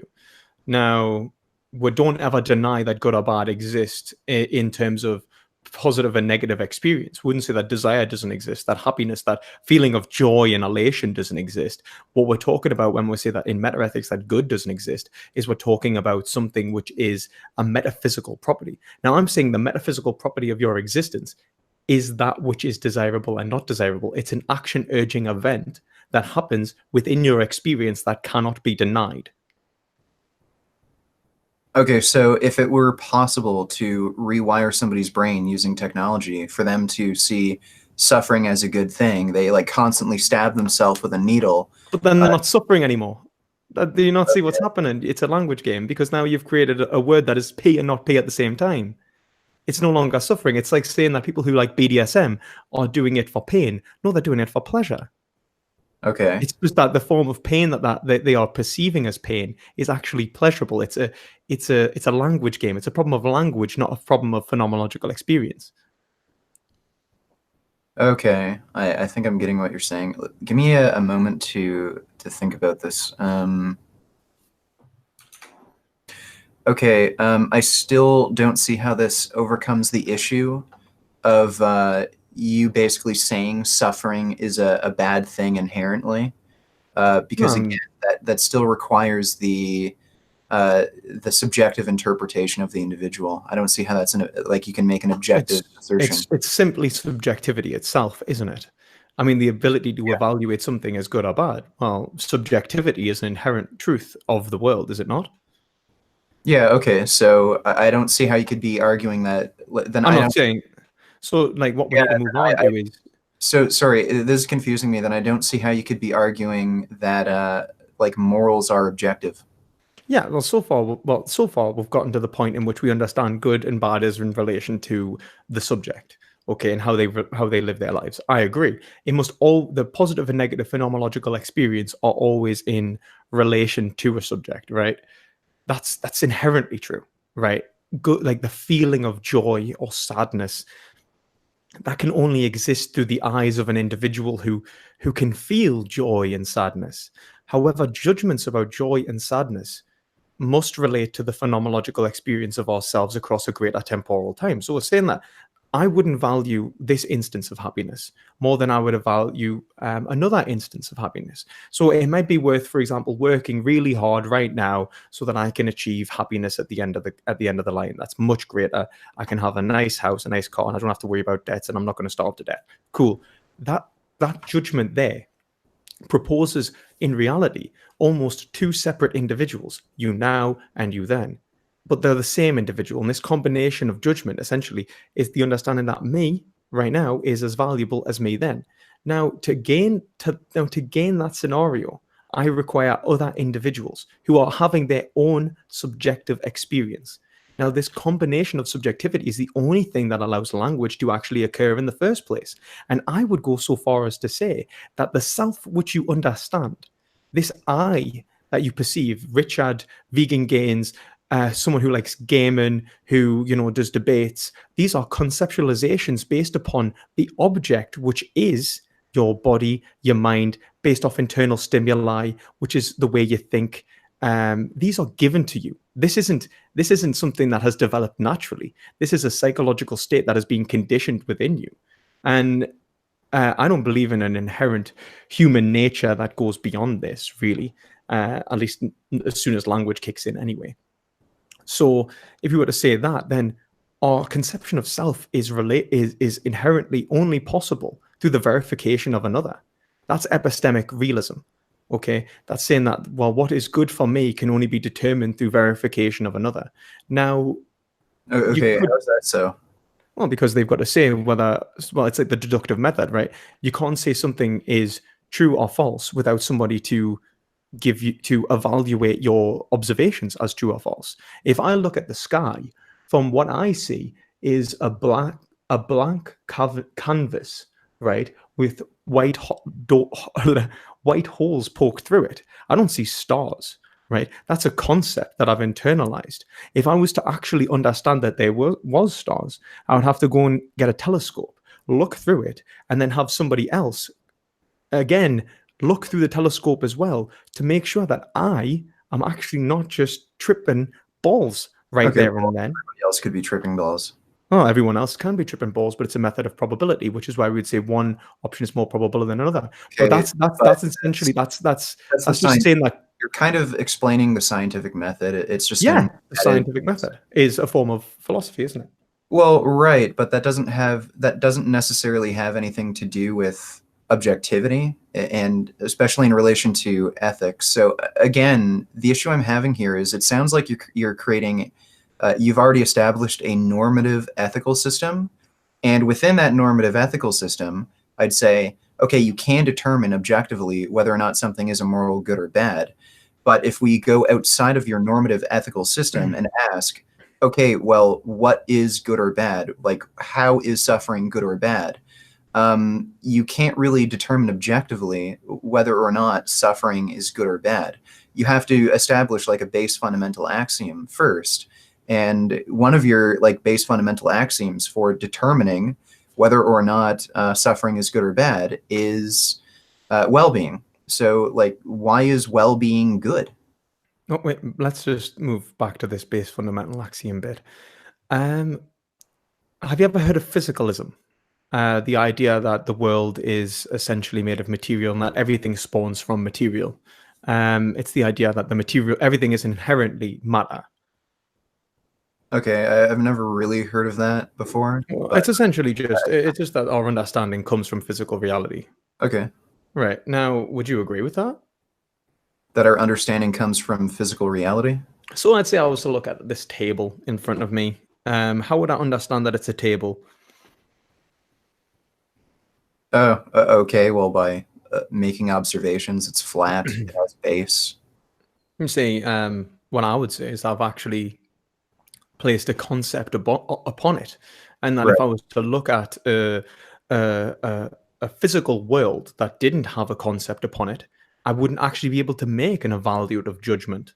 It wouldn't make any sense. I don't live in a physical world. I live in a conceptual world. You see that we make these base fundamental axioms. Well, of course we make base fundamental axioms. This is basic understanding. This is induction to this lowest degree in which I say, yeah, actually a straight line is a straight line. It's like saying a rock is a rock. It's axiomatic in the sense that it's tautologically true. It's tautologically true, but it becomes inherently true to a grammatical structure as language, which is objective from any individual. It's independent of any individual mind because as a technology, as the grammatical structure and the syntax of a language. So, okay, wait. for example, could you just say that a rock wasn't a rock, or would that be inherently untrue? Okay, well, again, it sounds like you're basically agreeing with me for the most part that you are creating a normative ethical system. Like, you can't objectively determine outside of your normative ethical system that suffering is bad and well-being is good. No, I'm saying that suffering is inherently bad, that it's a self-evident truth for the individual, and that's something that they cannot deny. Okay, well, again, that is subjective. That's just subjectivity itself. Yeah, I completely agree. But I would argue that subjectivity is inherently true of the independent of any individual. Would you not? Would you say that your subjectivity Subjectivity is independent of the individual? That sounds self-contradictory. No, it's only contradictory if I was to say that my subjectivity was independent of me, but is your subjectivity independent of me? Your consciousness, your awareness. Yeah, it's almost like it's an objective feature of the world. Now, that's what I'm getting at. We're talking about subjectivity itself, not an individual's own subjectivity.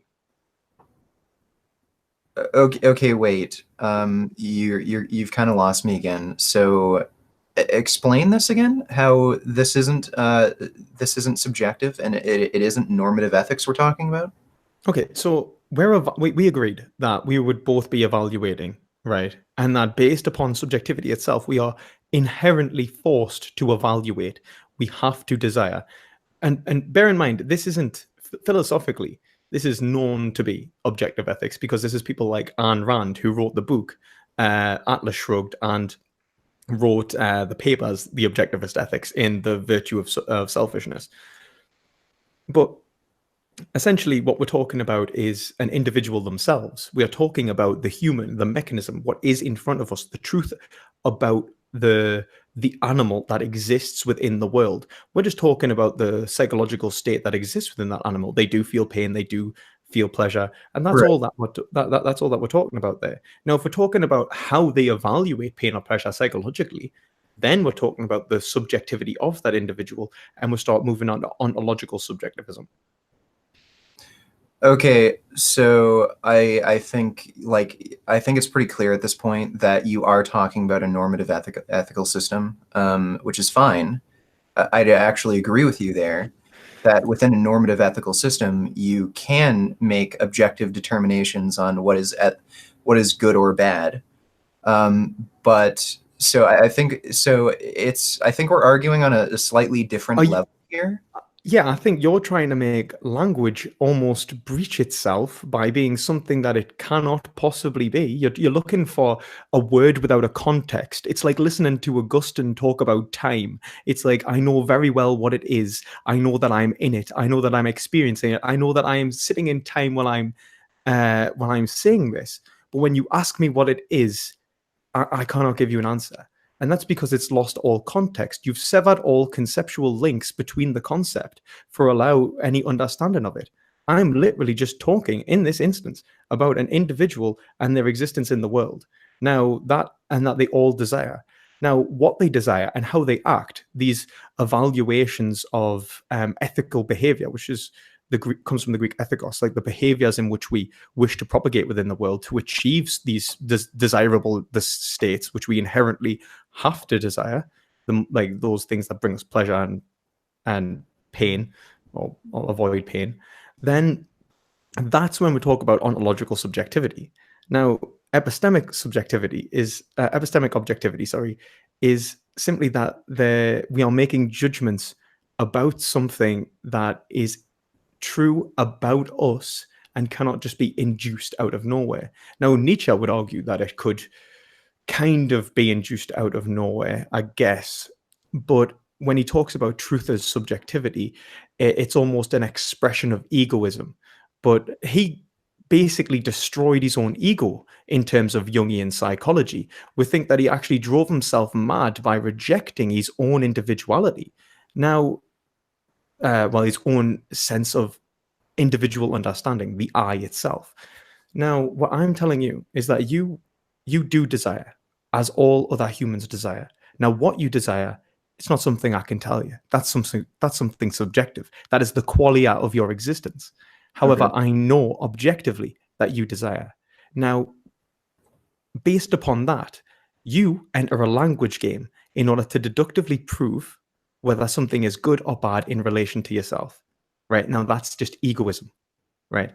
Plain and simple. You seek your own pleasure and you seek it to the the maximum degree. You seek that which is most desirable, something you cannot help but do. It is your nature. Now, and that is just what subjectivity is. Now, to do that, you need a language game which is deductive. Once you enter that language game, I'm arguing that you will internalize linguistic structures which will eventually cause you to reevaluate what you see as valuable. You won't just see it as the self, you'll see it as others as well. And in fact, the way that we create value structures, these concepts in which you have to internalize in any way to understand the world, to achieve your own happiness, are cooperative structures, and that will include variation of individuals. We take desire from being a contingent basis of judgment and we make it universal. I think this is something that Alistair McIntyre says, the good life for me becomes the good life for man. Now, that's something that is inherently true. When you enter epistemic realism, you will be forced into a conceptual environment to evaluate your own happiness, and that the application of reason will force a conceptual growth. A good example would be equality. Equality has grown over the course of 1,000 years. It looks very different to what it did 1,000 years ago. 1,000 years ago, equality did not mean equality between individuals, even in regards to social opportunity. It just meant that we were all equal under God. But now it means something very different, because the rational, the application of reason to see each other as equal in the instance of language itself, to judge phenomenological experience as equal, has forced us institutionally to internalize concepts which see equality as something that is good or bad for more than one individual. Now, what we're talking about is objective freedom in terms of Hegel. It's something I would recommend reading. Okay, I still don't see how this relates to how one would argue for veganism.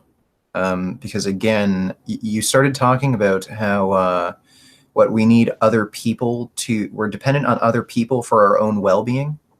Yeah, for our own understandings of well-being, our own conceptualization of it. For, as we said, that the physical world, it's empty without a concept applied to it. I wouldn't understand anything about myself and how to achieve happiness without a concept that is applied to it. How is that true? Well, the only things I can have is inductive understandings, right? Now, that is something that would be self-evidently true, I cannot deny. Now, if we go to more complex encoded structures, these are linguistic. We would be saying that, for example, to make a problem, to solve a problem that is temporal, we are going to need the conception of I across time. We are going to need to understand ourselves in relation to now and then. These are concepts which are internalized. This whole understanding of time isn't something that animals even have. Okay, I'm still not following how this would relate to like say arguing with Mao Zedong not to kill 100 million people. Yeah, so Mao Zedong, if he is seeking that which is most desirable, I would argue that that which is most desirable must adhere to the concept of good, because good is based upon the concept of being most desirable. Now, I would say that there is sometimes problems in how we've internalized these structures. I think Marx makes the criticism of Hegel that institutions create people just as much as people create institutions, and that power has infested our institutional environment.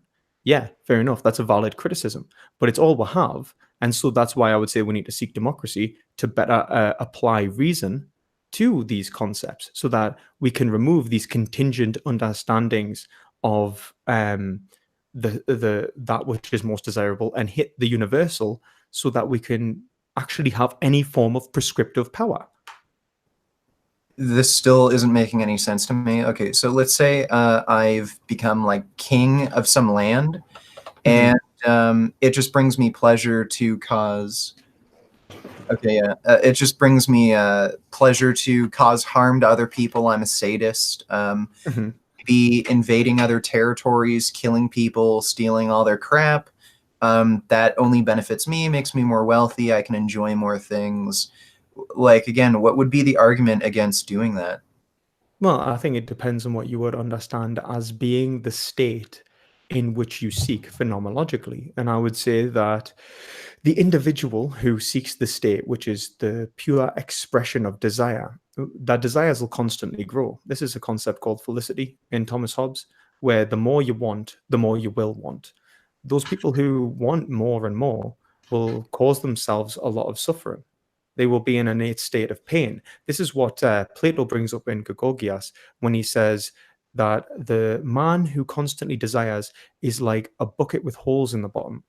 He's never content. He's never fulfilled. The only way that you can be fulfilled is to understand that you should only desire so much, to limit oneself and have self control.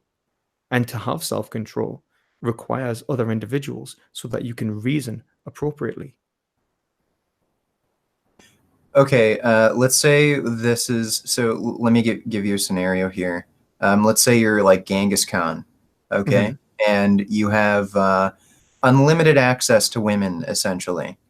So Mm-hmm. you have like an unlimited amount of sex slaves, and let's Right. say syphilis didn't exist. Yeah, we'll just pretend that. Just pretend that syphilis didn't exist. So what would be the argument against just having as many sex slaves as you want? Like, okay, you get tired about with this like group of dozen women. Let's get some other babes in here, mix things up, have them like rape them, force them to have sex with you. Like, if you can get away with this, what would be the like argument from like your objective moral position to not do that? I would say that it wasn't actually the most desirable, and that he's placing his desires into a situation where he's valuing one moment over the valuation of his whole life. Because at the end of the day, like I would say that his feeling of contentment would never actually come. He's never actually limiting his desires. You need to limit your desires. You need to restrict yourself so that you can feel enjoyment. This is where, in any meaningful sense, I think this is where Hegel would say that people see laws as restrictive, and they see freedom as that which I can do as much as I can, like do what you want and express your subjectivity as much as humanly possible. But if you do that, then you're a slave to your own nature. You're actually not reasoning that which you truly want to do, those values which will actually bring you the happy life in the first place. So I would ask Genghis Khan whether he truly would live a happy life doing this, or whether this happiness is just a single moment that he's evaluating greater than all of the other moments of his life. I'm pretty sure he was happy just having sex with an infinite amount of. Well, I I'm disagree. sure he was. I think he was probably I don't know, like I wouldn't call him. I wouldn't say he had any sense of fulfillment. In other words, Well, either way, I don't see how that argument is different than an argument that I could possibly make. Like, well, again, this. So whether you're coming from a position of whether or not morality is subjective or objective, I don't see how I wouldn't have been able to come up with that argument with my own set of moral beliefs. because if we're talking about this being, it depends on whether are you an epistemic moral realist? Would you What say is that? that? So that's just basically saying that we require reason itself and logical judgment to determine what is right or wrong in terms of ourself and how we live our happy lives. It'd be like egoism, at least. Wait, explain that again. So, for example, we can't just do, for example, that which feels good and we couldn't just posit, for example, our axioms or that which feels good. So this is what Nietzsche would criticize your axiomatic view if we didn't have to accept certain certain values that go beyond the individual. But let's say we couldn't posit that which feels good as or axioms. Say we did that. Would you live a content life if you just did everything in the moment sporadically? Well, No. because you'd Then probably end up getting addicted to heroin. yeah, exactly. There is a rationality inherently true about how we should live our lives. That would be like epistemic moral realism. Okay. Right. Okay. Yeah, I'd say I'd follow along that Yeah. sort of. So you're actually in one respect you're an objectivist. that's someone like Ayn Rand. I would recommend reading even just the start. It's like I think it's only like 20 pages. The Virtue of Selfishness. And this leads to egoism. Now, what you're positing instead of life, which is what Ayn Rand posits as the value structures in which we judge good or bad, are axioms, right? You're saying that these are the fundamental measure of how we achieve that which is good in our life. Well, Ayn Rand would argue, well, no, like that which is good within your life was that isn't just what you think of as good. It's not what you induce as good. It's against what you are, against your nature, that which is most desirable. And she would say that to work out these axioms, you don't start with these axioms. You're actually seeking these axioms. You're seeking that which is the non-contradictory system, for example. Okay. Now, I think that would align very well with your position.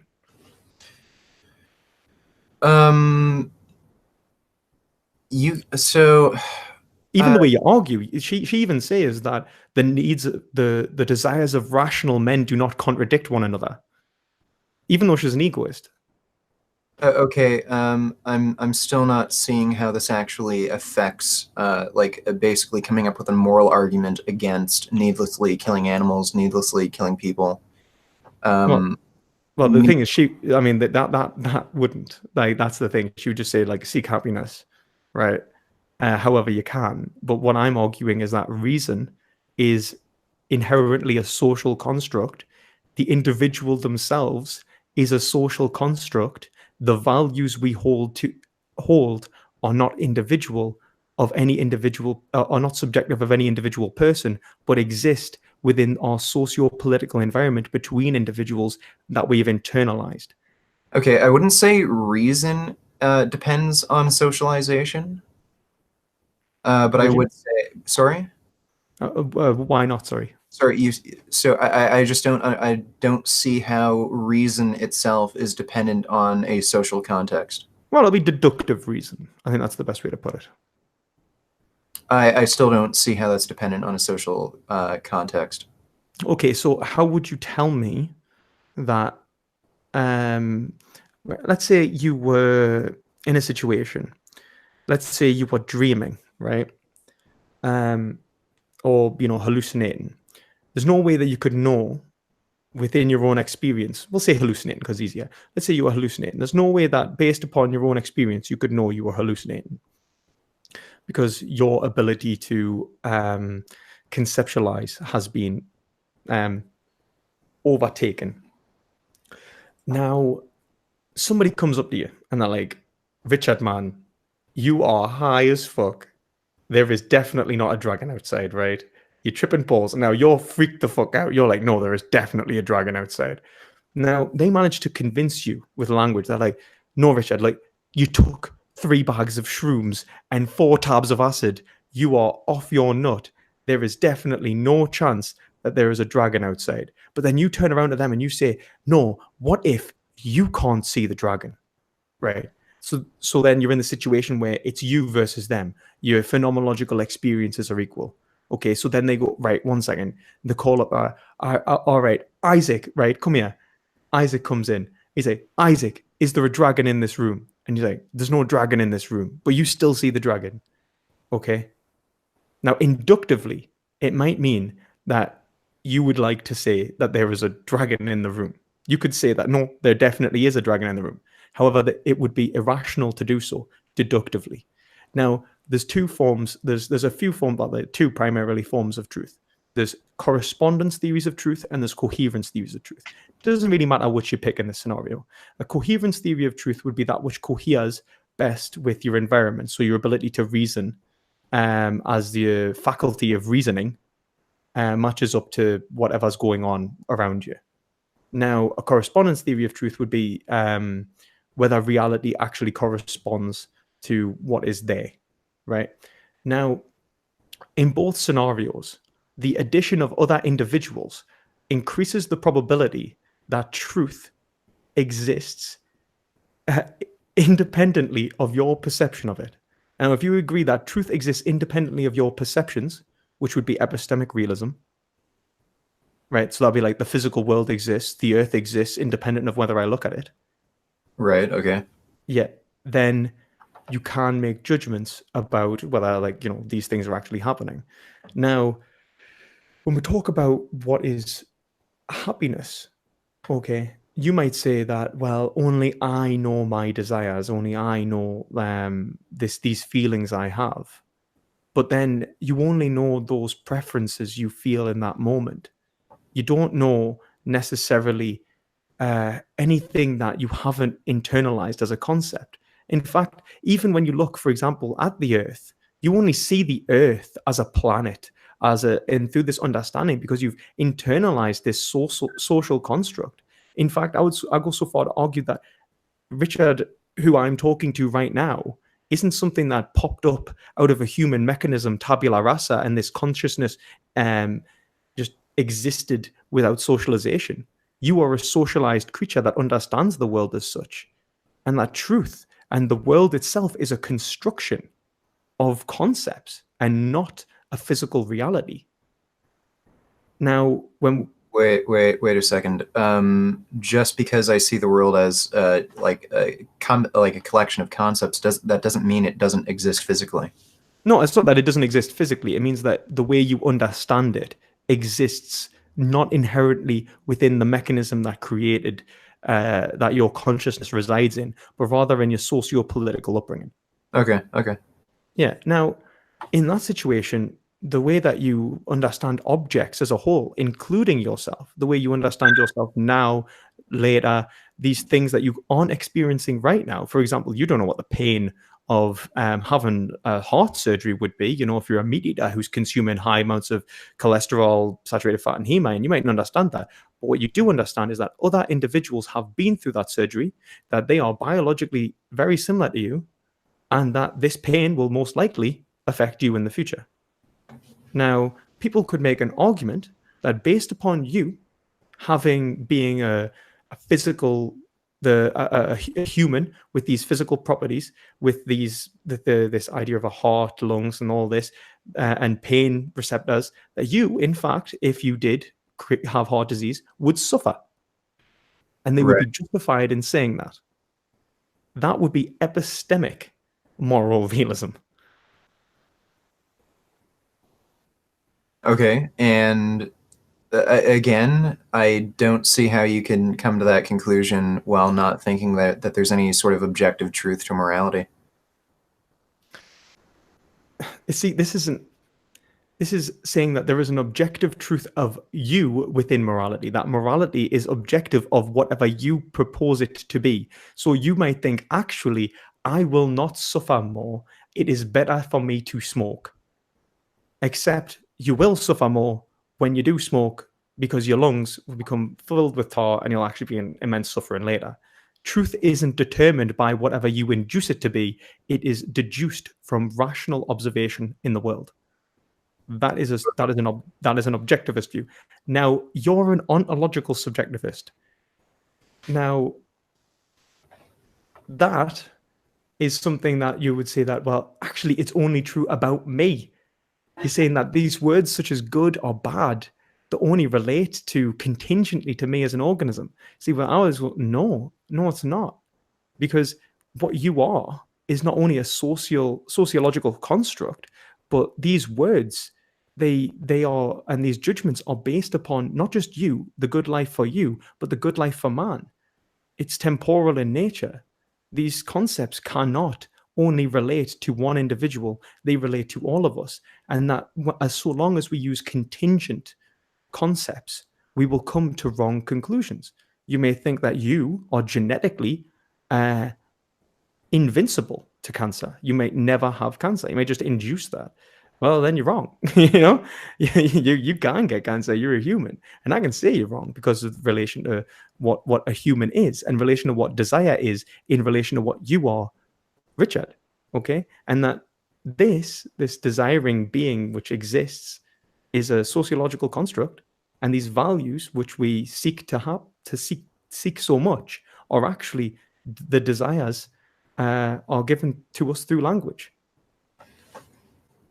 This is Okay. It sounds like you might be drifting off topic a little bit. So I think we both agree that we can determine that certain actions will have negative health consequences for all individuals. So, like cigarette smoking, for instance, that's going to end up causing negative health consequences for everyone who smokes. Um, However, we were talking like at the start of the debate. We were like near the start of the debate. We were talking about like Mao Zedong, psychopaths, people who would do something for their own personal benefit if they could get away with it.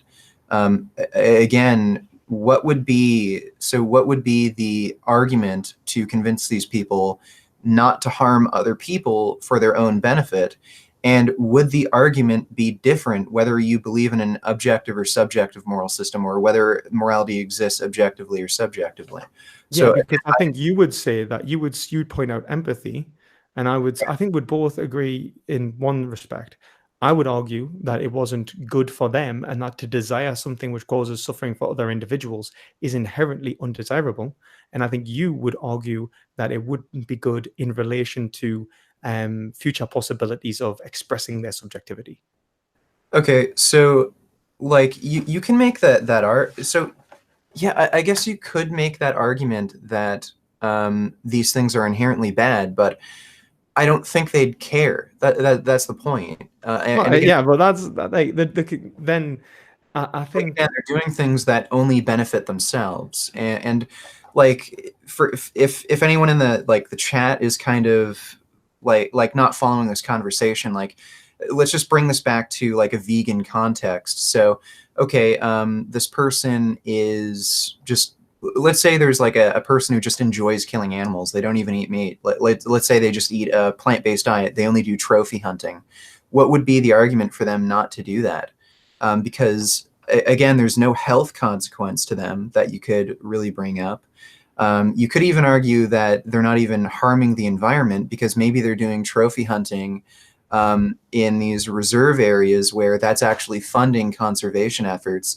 There's like let's just create a hypothetical situation where people are needlessly causing harm to animals. It's giving them personal satisfaction, but it's not actually harming them in any kind of, it's not harming them in any way.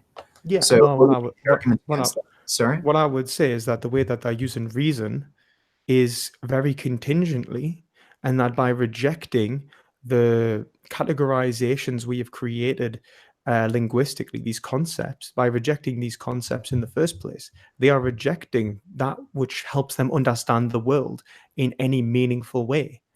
In other words, they would be rejecting language and their ability to understand what good and bad is, even in relation to themselves. They would be No, they would not be create no, because they would be inducing a concept of good or bad rather than adhering to the concept of good and bad, which is reasoned within our culture.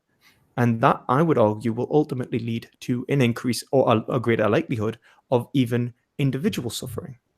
But wait, also, how would that happen? No, sorry, like let's just go with the hypothetical example I've made. So this person is actually following a plant-based diet because they think it's the healthiest diet for them, but they yeah, just enjoy doing trophy hunting. So like they'll go to Africa or something, hunt down elephants or something like that on a reserve, and they're doing it perfectly legally.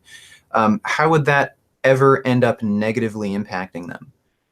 it's it's more to do with the way they are thinking that will negatively impact them.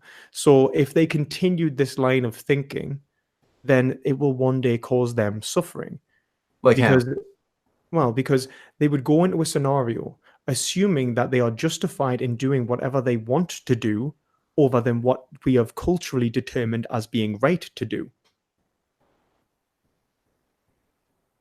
Okay, It's inductive rather than deductive. They I see it as self-evidently true that they will enjoy hunting. They very well might enjoy hunting, but in fact, I would say that this conceptualization of them even enjoying hunting, this actually bringing them satisfaction, uh, the happiness they desire, it's baseless. It's an assertion. okay. It has Well, no justification behind it.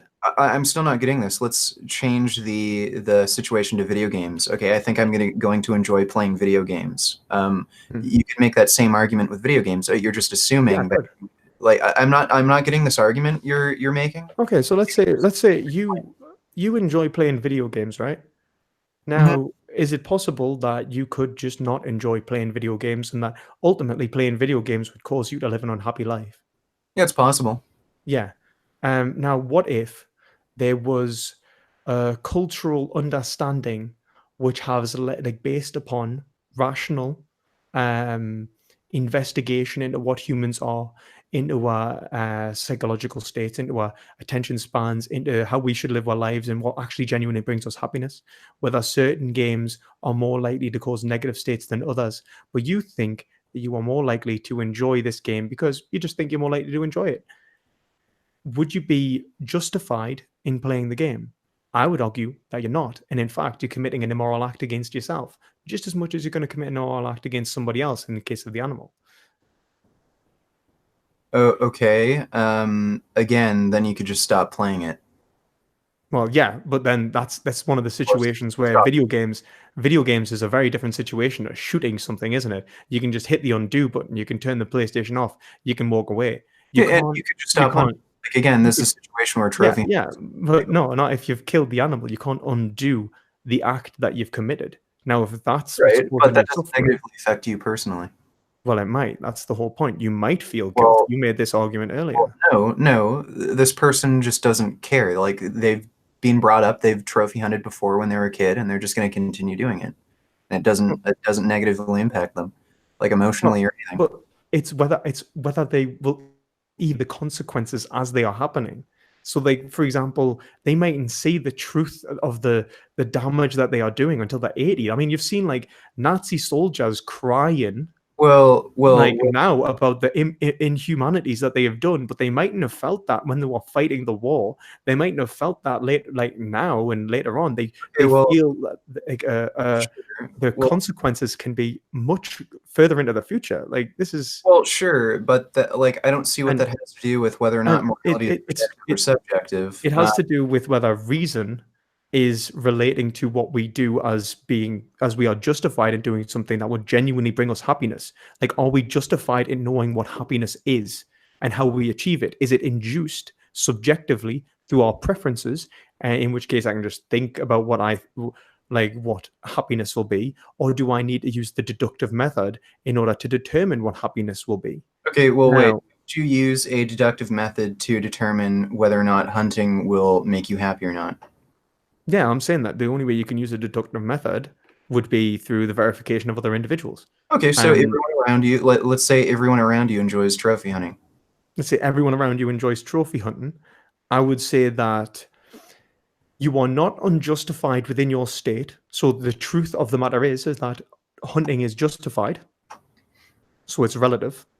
But that the reality of it is unjustified because it prevents the expression of subjectivity that is inherent between language. So inherent in language. So, for example, I would not be appreciating the equality, which is inherently true for me able to be able to have the deductive method, for me to be able to have concepts of good and bad that are justified epistemically in the first place, and that I would be rejecting.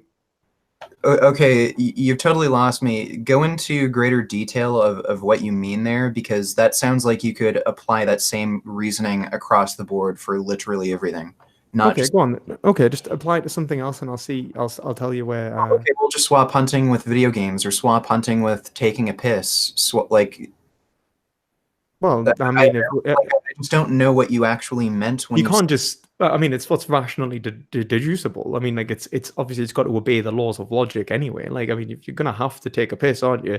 And we know that rationally, Okay, okay. right? Yeah.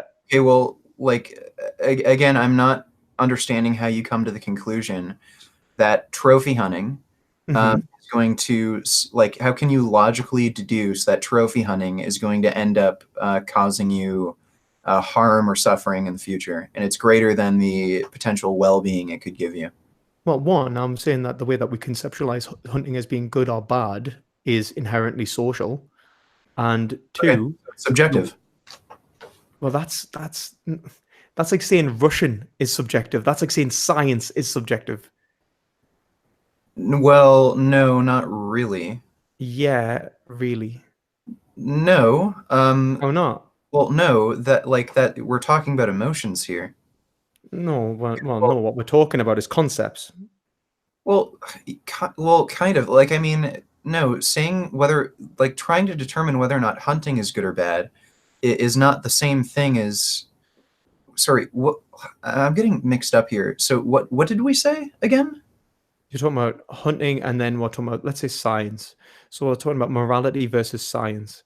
So we're saying that what makes morality as a form of conceptual judgments on the world are based upon, the subjective beings that exist, different from science, because they're both mind independent, not conceptual structures. So are they both subjective? Is science subjective? Now, epistemically, it's So, not. so no, science is an attempt to determine objective truths. Yes. So there's a level of subjectivity to it. Yeah, it's trying to obtain objective truths, and those objective truths are about what? The physical world? Yeah, yeah, Okay. essentially. Yeah, Um, okay. Now, what is morality trying to do when it's discerning that which is most desirable for a given group of individuals who judgments are being made about?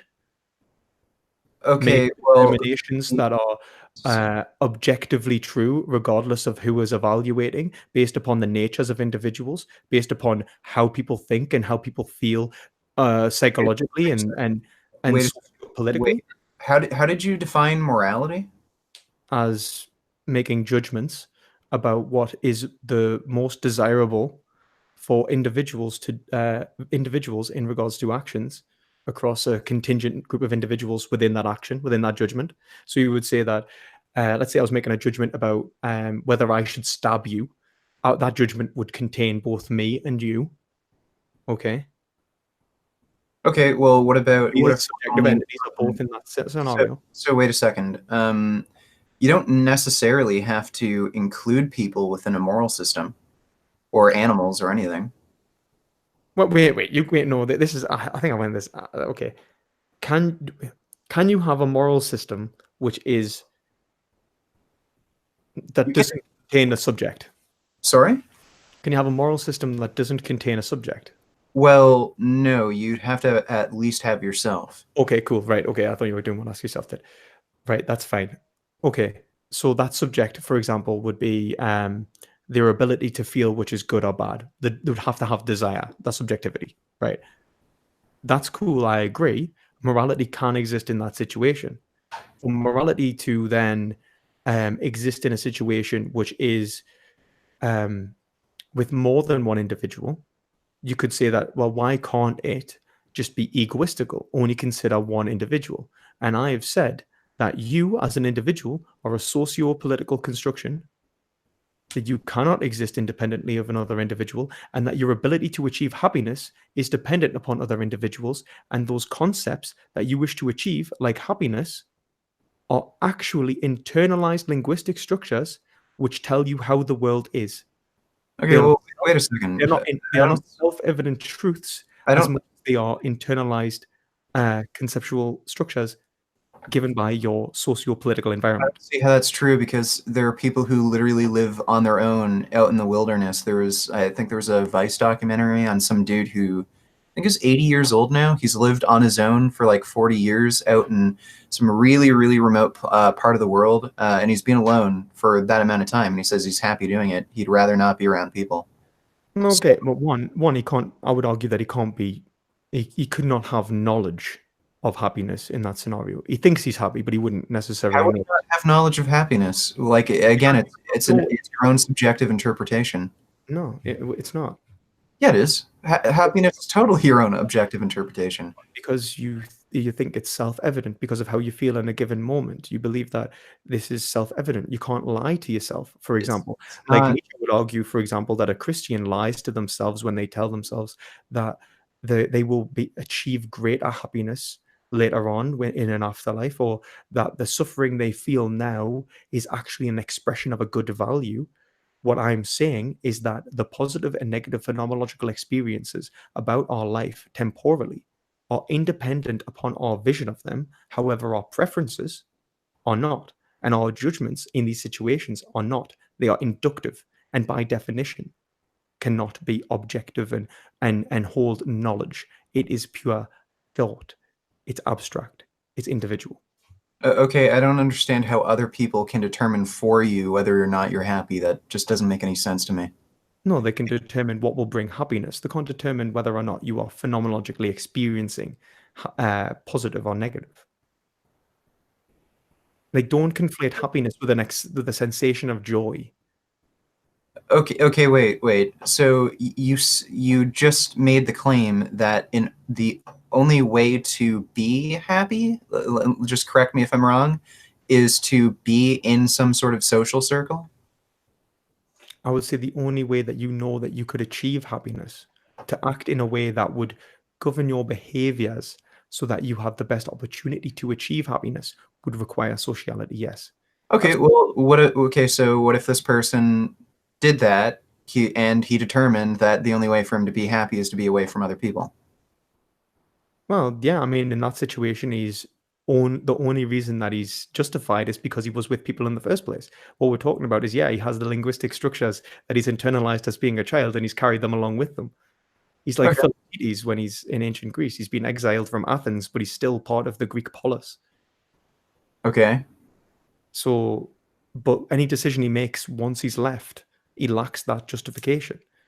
The justification to leave, that I would say that if other people are verified, yeah, justified. But Okay, I still don't accept the idea that you absolutely need to have some sort of social circle to determine whether or not something will make you happy or determine if you are happy.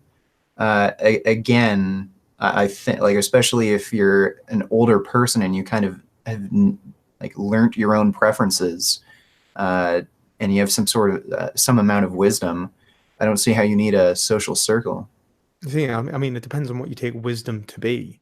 Is wisdom an independent understanding of reality? Is it something that we induce, or is it a concept in which we internalize? I don't think that truth can ever be inductive. I can't just induce an understanding of the world and conceive the world of how I want it to be. I must understand the world in how I can prove it to be. This person, if they've internalized a concept which they've deduced over a long period of time, then yeah, probably right, because it's used language to internalize that in the first place. They're an 80-odd-year-old man who's used language to come to a conclusion which has actually been verified. But I'm talking about, let's say, if we put someone individually in the wild from being a child, then they will not actually be able to achieve happiness. They will not be able to achieve a good life, at least not know how to achieve a good life. It could happen to them, it could be an accident, but they could not deduce that good life for themselves. And this is the kind of criticism I would make to Mao. The ability to understand what will bring you happiness and make you have the good life is something that is an inherently social construct, in that by rejecting the subjectivity of other individuals, which you require for epistemic verification, you are rejecting your own subjectivity. Okay, well, wait. What if Mao? So, what if Mao did that? He used his like social circles to determine what would make him happy, and he found out that murdering 100 million people would really make him happy. But so you're telling me that he could verify using other individuals that murdering other individuals would make him happy? Yeah, I'm sure he could. How? I'm sure there have been other people who've done that. But how could he determine that happiness, which we've argued isn't, which I'm arguing isn't determined upon a single individual and is a concept that is internalized? The good life for man is could be murdering man. It's a contradiction. Okay, wait. We're talking about happiness for an individual person, Yeah, not that's the thing. So you're talking about overall happiness for an benefit of society. well, this is the thing, but the happiness that to understand what is good for me, I must ask myself the question, what is the good life for man? I don't know, as I said, how it will feel. Oh, wait, you're talking about the golden rule here, and that's something I brought up. And again, that doesn't require any kind of notion of Yeah, subject, subjective or objective if, morality. if you argue for the golden rule as a subjectivist, Nietzsche will wipe you out. He will just say that this is socialized poison which is preventing the expression of our subjectivity. You have to be able to say that Not subjectivity. necessarily. No, Yeah, no. Again, no. Again, like this is a moral concept, the golden rule, that gives pro-social benefits. So no, the golden rule gives you pro-social benefits. There's negatives to it, obviously, but it does give you pro-social benefits. So it does benefit you ultimately. yeah, but let's say you reach a position of power where you don't actually have to care about other individuals. Can you tell someone that they shouldn't? Like, for example, Callices in Plato's Gorgias would say, is there anything worse than the Well, you prince, can. the powerful man, than You absolutely temperance? can. No, you absolutely can do that. Again, if society didn't, you could say if society did not follow the golden rule, then maybe you would not have ever been able to come to power. So maybe you should still uphold these sort of ethical standards because of a benefit to you Okay. throughout your entire life. So yeah. Right. So just because something was a benefit to me means that I should always adhere to it. Not necessarily. And again, So not necessarily. So he determines that it does not benefit him to uphold the golden rule, and in fact now it's more of a hindrance because let's say he just wants to destroy a whole half a city, put up an economic powerhouse, uh, kind of like what they want to do in Mumbai in certain areas. Why shouldn't he do that? It would benefit him. It would actually probably it would secure his power to a greater extent. If anything, the golden rule would hold him back. right. Okay. So why shouldn't he do it? Okay, so then this is the problem here. Um, Morality is a social concept. Like other people would disagree with him, and then they'd try to overthrow him, fight against him. So the society as a whole would argue against that, and if he tries to push these positions, that could threaten his power or well-being. Um, I and mean, also, and I'm not also gonna again, lie. I totally disagree because Mao. Sorry, I was well, going to say well, Mao. Sorry, go on then. and listen, if you were to make this argument you've been making thus far, they could just choose not to listen to you. Oh well, of course, everyone can choose not to Choose listen. not to listen to me. Yeah, but people could choose to believe the Earth is flat. That doesn't make it flat. Okay. Yeah. That doesn't actually. Okay, well, look, that doesn't actually mean like again the point of this argument was whether or not morality is objective or subjective, like this whole idea, whether or not it influences like vegan advocacy. Mhm. So it like I still don't see how that would actually influence. Because the reason I'm saying is that if someone actually pulls you up on your meta ethic at all, or decides that actually the concepts that you're talking about involving equality between animals simply don't apply to their understanding of the world, you Right, can't say that and their so, understanding is wrong. You're just gonna tell them that that's not how I feel. Um, well, veganism is inherently prescriptive.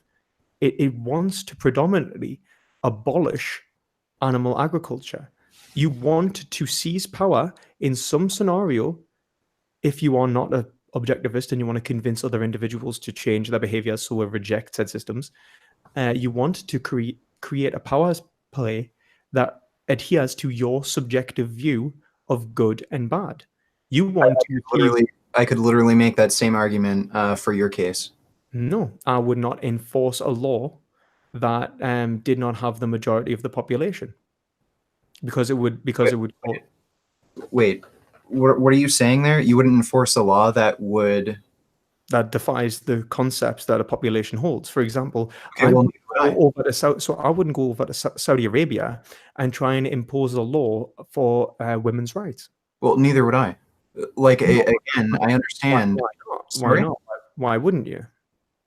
Well, because you have to get people to agree with you, or else, again, this is the whole problem with morality being a social thing.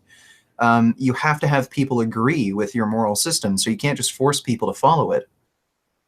So, and this is the point. Why And can't you this is just the force point. people to follow So it? sorry, this is the point I was making before. Whether you think morality is objective or subjective, it just doesn't. It doesn't bypass these practical issues.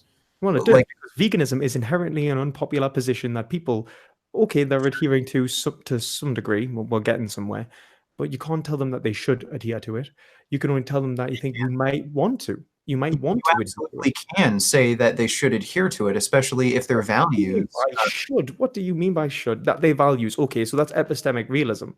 So then what you're saying is that based upon, like, this isn't a subjectivist stance. Yes, it is. It's not. Yes, it is. You can, sorry, you can say that, okay, well, you already have these values, and veganism aligns with your values perfectly Okay, that because would be there's practical ontologically reasons to go yeah, vegan. that would be No, sorry. ontologically. So you could argue for practical reasons to go vegan, health reasons, environmental reasons. So, but you'd be saying that in relation to you, veganism, so that would be ontologically, that would be epistemically subjective. I mean, objective. That in relation to you, X, Y, and Z are good. Therefore, you should, in relation to you, consider this good. Now, what I'm saying is that the individual is a concept that is social and breaches one subject, and that's saying that the good life for one must be judged about the good life for man, and that to judge these conditions as contingent upon one individual, it doesn't work because reason itself will break down. You will enter epistemic anti-realism. Okay, so here's the problem again. Whether you believe in objective or subjective morality, people can just reject that notion you're proposing. Well, people can reject science, they can reject Yeah, anything. absolutely. So I don't see how this actually affects vegan advocacy. Well, this affects vegan advocacy because if we're talking about people who are actually understand what truth is, and they are, if they're epistemic subjectivists, for example, then you're going to reach a problem where you tell that you're going to have to explain epistemic realism to them. In which case, you don't want to say you're a subjectivist because people will just assume that they mean that you can induce what is good or bad in relation to whatever they want. Those axioms they can create from nowhere. Do that. Well, look, In which case, then no, but if you create axioms, if you are creating fundamental based axioms to judge good or bad, and then you tell people that they're actually wrong when they reach the logical contradiction of a conclusion of their axioms, then you're inherently flawed. Either morals are epistemically objective, and people do not create axioms from which to judge what is good or bad, or morals are subjective, and axiomatic thinking can take us to anywhere we want. Okay, again, people can. So I've encountered people who believe in moral subjectivism. How would you argue for veganism against those people? What? How would argue against veganism? Sorry, how would you argue for veganism when you're talking to those people? You're just like you might end up talking to somebody like me who just still isn't convinced that morality is objective. So Okay. Well, I like, don't get me wrong. Like, one, I'm not the best person to convince someone in this way in any case. I do my best, but that's all we can do. It's like, why do you talk to other individuals to convince people that veganism is wrong, right or wrong? It's because I would say I have a moral obligation to the animals to spread this message in order for people to understand that any action they commit, whether it is logically consistent or not, well, actually, I would say that it wasn't able to be logically consistent, but let's say subjectively logically consistent or not, would be inherently wrong. And I can give reasons to why it is wrong, relating to it would not be desirable, that it would be breaching reason itself. It would not be categorical. It would be contingent. And I could go down that line. Well, we've just got to go, all right, well, that's absurd. Use a definition of absurdity, which is colloquial. That makes no sense, by the way. And that's it. Like, because, like, take, for example, when you said to Shadow that you said, what was it? I still think there is absurdities in your argument. You said that even though his system was logically consistent, there's nothing absurd about what he said. You just didn't like it. So what's absurd to you? okay, well, again, that's totally subjective, but just like morality itself, it's something that a society has to agree upon. It's Cool. so like, look, I could say, um, raping children, that's not absurd to think that it's okay to rape children. Like, okay, but that's not what society thinks. All of these things like have to be agreed upon, like for society to function. Whether you think morality is objective or not, people just have to agree So, regardless. so you'd say that absurdity is just agreement. It wouldn't propose, for example, in the ancient Greeks and in how we normally see it in philosophy, as a demonstration to impossibility. So that would be that which is impossible or implausible, or or That's empirically impossible. sure. So That's well, sure. That's a different definition for absurdity. that is reductio ad absurdum. Sorry? That's reductio ad absurdum. Sure. Yeah. Okay. Now, if we're looking at the colloquial definition of absurdity, and that's just something that we don't like, what we are doing is just calling it mad. Now, homosexuality was called mad, Yeah. and various other socio-political environments would call veganism mad. Now, in which case, why don't we just get rejected as mad at the start of the conversation, being 6% of the world's population, and let it be done with it? Because that's essentially how this argumentation will work. Not only that, I would go so far as to say that this is a disciplinary power, that what we're actually doing is we're calling people absurd in order to change their behaviors. And this is just a power play. This is the third dimension of power, trying to reconstitute individuals in our own image. Okay. I think I'm following along with what you're saying. Again, so I think the main issue I have with this is that we covered this in our last debate. The way you determine that morality is objective is you're basically skipping a step. You're just saying that, okay, well, there are certain biological realities or certain practical realities, therefore it's just What step am I skipping? well, you're basically, so it's sort of like what is it? I forget the term now. Have you seen my debate with Jay Dyer? I did see a debate with Jay Dyer. Yeah. So yeah, that was like, I think you did actually a pretty good job against Primal Health at the end. But my God, for the first, like, I don't know, was it like 40 minutes of that debate? It was only out of pure pursuit of veganism did I watch that. My God. yeah, so your argument kind of reminds me of his argument for like God existing essentially. So you're basically making an assertion that that something is a moral good, and you're making that assertion by saying, well, within my normative ethical system, this is good. But you're basically skipping the meta-ethical step. Okay, well, why is that good? Well, it's good because this is good under these set of circumstances. If you get what I'm saying. So I don't think I have done that. What I've said is that epistemically, good or bad is in relation to the real world in which we feel good or bad, which is just an experience of positive or negative phenomenological experience. okay. That the conceptualization of how we get to that is something that is inherently social and is deductive because of the way that language works, and that language cannot be a language of one, and this is a Wittgensteinian concept, right? Otherwise, we could just induce, oh, it's good to smoke, it's bad to smoke. It doesn't, these are just assumptions. Everything would be an assertion. So to have any meaning at all, we need a language, which is the basis of epistemology. Okay, Now, sure.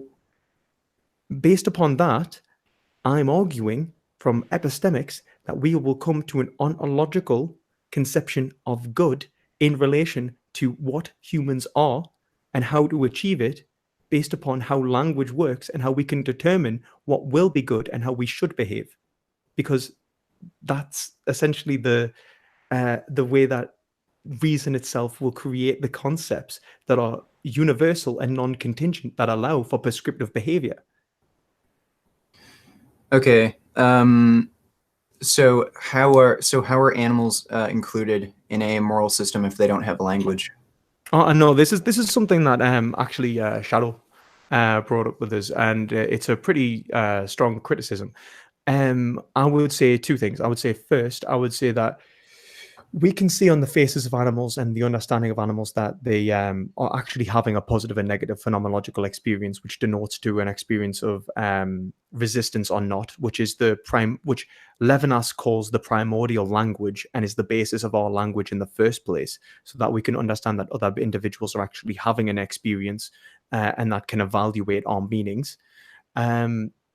I would say that we can see that animals have that anecdotally, but then if we scan them and we believe in science, then we can see that actually, they have a working neurological system, and that they're actually having phenomenological experiences of good or bad. For example, dogs have now been proven on an MRI to have the same part of their brain that lights up when they see something that would be a reward as a human. Now, let's just leave that there. I would say that the concept of good and bad relates to desire and that which is desirable, and that desire will end up becoming universally conceptualized within all of our concepts as we move to absolute understandings. Because, for example, take equality itself. Equality is necessary not only for language to work, but the logical extension of equality, let's say like between individuals, will force things like women's rights, will force things like black rights, and so on. But then I believe it will also force things like animal rights, because the same justifications we give for giving other individuals rights are the same justifications we would give for giving animals rights. Okay. I don't see how that is like that sort of line of reasoning is required under like an objective moral system. Well, because it would be based upon logic and reason, which is the basis of what is good or bad in the scenario anyway. Right. I don't. So like I think so. I think the problem here is we're kind of working off of different definitions of what objective and subjective is. Well, I think it seems that you want to say that everything is almost universally objective. When you say like mind independent, it's almost like you want to say independent of all minds ever. Well, nothing is independent of all minds ever at Sure. all. Even the Well, physical world, the way that we understand it, we assume that these concepts that we apply, the laws of physics, will one day be applied after all humanity is destroyed and there's no one to actually purport the truth of the matter. But this is just a concept, the same way as morality is just a concept. So there are a variation. So all objectivity must exist right. within language. All Right. meaning exists within language. No, no, not all meaning. So I totally disagree with that. I don't think all Okay, meaning. give me something meaningful that is not a word. Okay, well, we use words to describe things. I So would say, there's not really any way to describe like what light wavelength or something like that, or it's describing something that is real. But I would go so far to say that you would use words to understand things, and yeah, that the physical world would not be intelligible to something that didn't use any well, form sure, of. it would still exist without the mind being present. That's the point. Where's the meaning? Sorry? Where's the meaning? What do you mean? Where's the meaning? Like, what do you mean by meaning if there was no way to understand, to interpret, to actually evaluate anything as existing, not existing? None of these concepts, which are inherent to meaning, are in Okay, existence. You've well, you've breached all language games at this point. well, no. Look, the point is like the sun, the moon, Earth. It would still exist if like all life was wiped out. Like that's the point I'm making. It's just that yeah, we do use language to describe these sorts of things, but they'd still be there. It's And the just that only way you could call them objective is by conceptualize them. well, there wouldn't be any mind to yeah conceptualize them or understand them, So but they'd so still be the there. so objectivity is a concept that is applied to the world. The same as the laws of physics. The same as everything else that is applied to the world. And that's how we understand it. We Okay, exist well, in a yes, world of concepts. objectivity is a concept, but again, the world as it exists, it would still be here. It's just that there wouldn't be any minds to interpret it, essentially.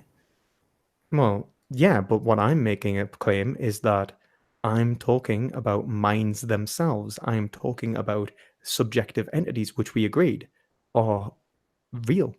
They exist independent of any Okay. individual's perception. Okay. So what's the difference between that and the planet Earth? Well, there you go. So that's the issue. This issue, like morality, is inherently subjective, and you're trying to come up with objective moral truths in what's essentially a normative ethical system. I think that's how like we kind of ended the debate, our last debate. That's some of the topics we brought up, and that's why you like this reasoning you just gave me.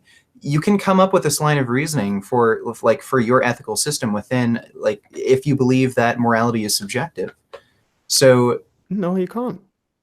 yeah, you absolutely can. The Oh, reasoning you gave to me for why you shouldn't like hunt, like these, why you shouldn't kill people, you can come up with that line of reasoning if you believe morality is subjective. I mean, only if you believe that it's epistemically objective in the first place, and that we're actually a point in which individuals are objects of their own existence. Otherwise, then we can just induce whatever subjective preference I want, and these would be the axioms of someone's system as being inherently true or self-evident. Okay, why don't you explain that a bit more? Okay, so if you're looking at an axiomatic view of the world, that someone has created a self-evident tautology of what good is, and that they seek to apply this to the world, and that the fulfillment of this system will determine what good is, that is inductive reasoning, right? It's induced by them. They have just created it, magicked it out of nowhere. Good is what good they define as good. They are defining words. I would argue that this is a language of one and is actually not a language anymore. It's nonsensical. You can't show whether it actually obeys the law of identity. Okay. Now, if it's epistemically objective, it would be objective against who they are, what they are. Like, for example, you use reasons such as empathy, or that you use things like empathy, that biology, and that socio-political upbringing, and you'd see that what you are means that morality is this. What is good for you is in relation to these objects. That is objective. That is epistemically objective. Okay. Okay, Okay. that's something. I have a better understanding of what you're saying. So, according to you, if like all of society were to have a differing opinion, that would change morality essentially. Or sorry, like if all organisms had different wishes or different desires, that would change morality. Oh, yeah, yeah, yeah. That would be relative to the judgments in which are being made. The same as like if you were to make a judgment about Earth versus Jupiter, it would change the way the judgment would work. Okay. All right. Yeah, I still see this. So I still see this as I still see this as subjective. Um, and I still, even if we don't agree there, I still don't see how this actually affects vegan advocacy. Because, like, from what I gather so far, is But that my only problem is if you take an epistemic realist position, okay? I think you could argue a pretty great case for veganism. From Ayn Rand's perspective, like the needs of rational men do not contradict each other. Now, don't get me wrong, there'll still be some hiccups. I think people like Shadow would be pretty good at bringing them up, and he bloody does his best with me. But it's something that I would use as the basis for my moral system in any ways. Like, so I don't really have a problem with this. I think that's you've got some pretty good vegan advocacy there.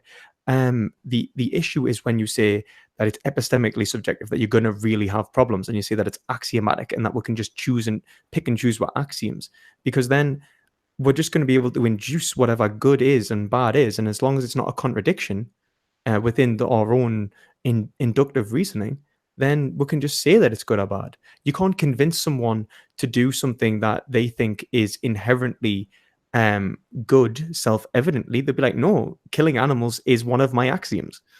Like, yeah. I get what you're saying there. And I did bring up that point earlier that people don't really just choose what's good or bad. Exactly, yeah. Um, right. Okay. So I think we do agree on some level here. Yeah. So I would agree with you that based on our biology, just based on objective facts of social systems, that you can determine that some things definitely are better for an individual, for a society, and other beings on the planet. Um, but I think like when we get to, I think like this was the issue in the first debate we had. What I don't agree with you here on is just what we determine like is good or bad. Like just from a meta-ethical perspective, I just don't see how you can actually make a case from a meta-ethical perspective what is good or bad. Because again, even though like there are biological systems in place that determine what is good or bad for a living being, that doesn't mean it's an objective moral truth. So do you get what I'm See, saying there? I understand what you're saying. I mean, my main problem is what I'm pulling up is your ability is how reason works. I don't think reason works in such a way that we can evaluate a subjective happiness. I think that it causes a hiccup. We cannot evaluate what is happy for one individual because happiness is a concept that is inherent to a sociological understanding. It's relative, I would agree, but it's not subjective.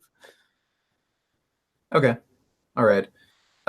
So I think this would be a good spot to kind of wrap things up for the debate. I agree because I definitely am going to need the toilet. Yeah, actually, probably take a wicked piss.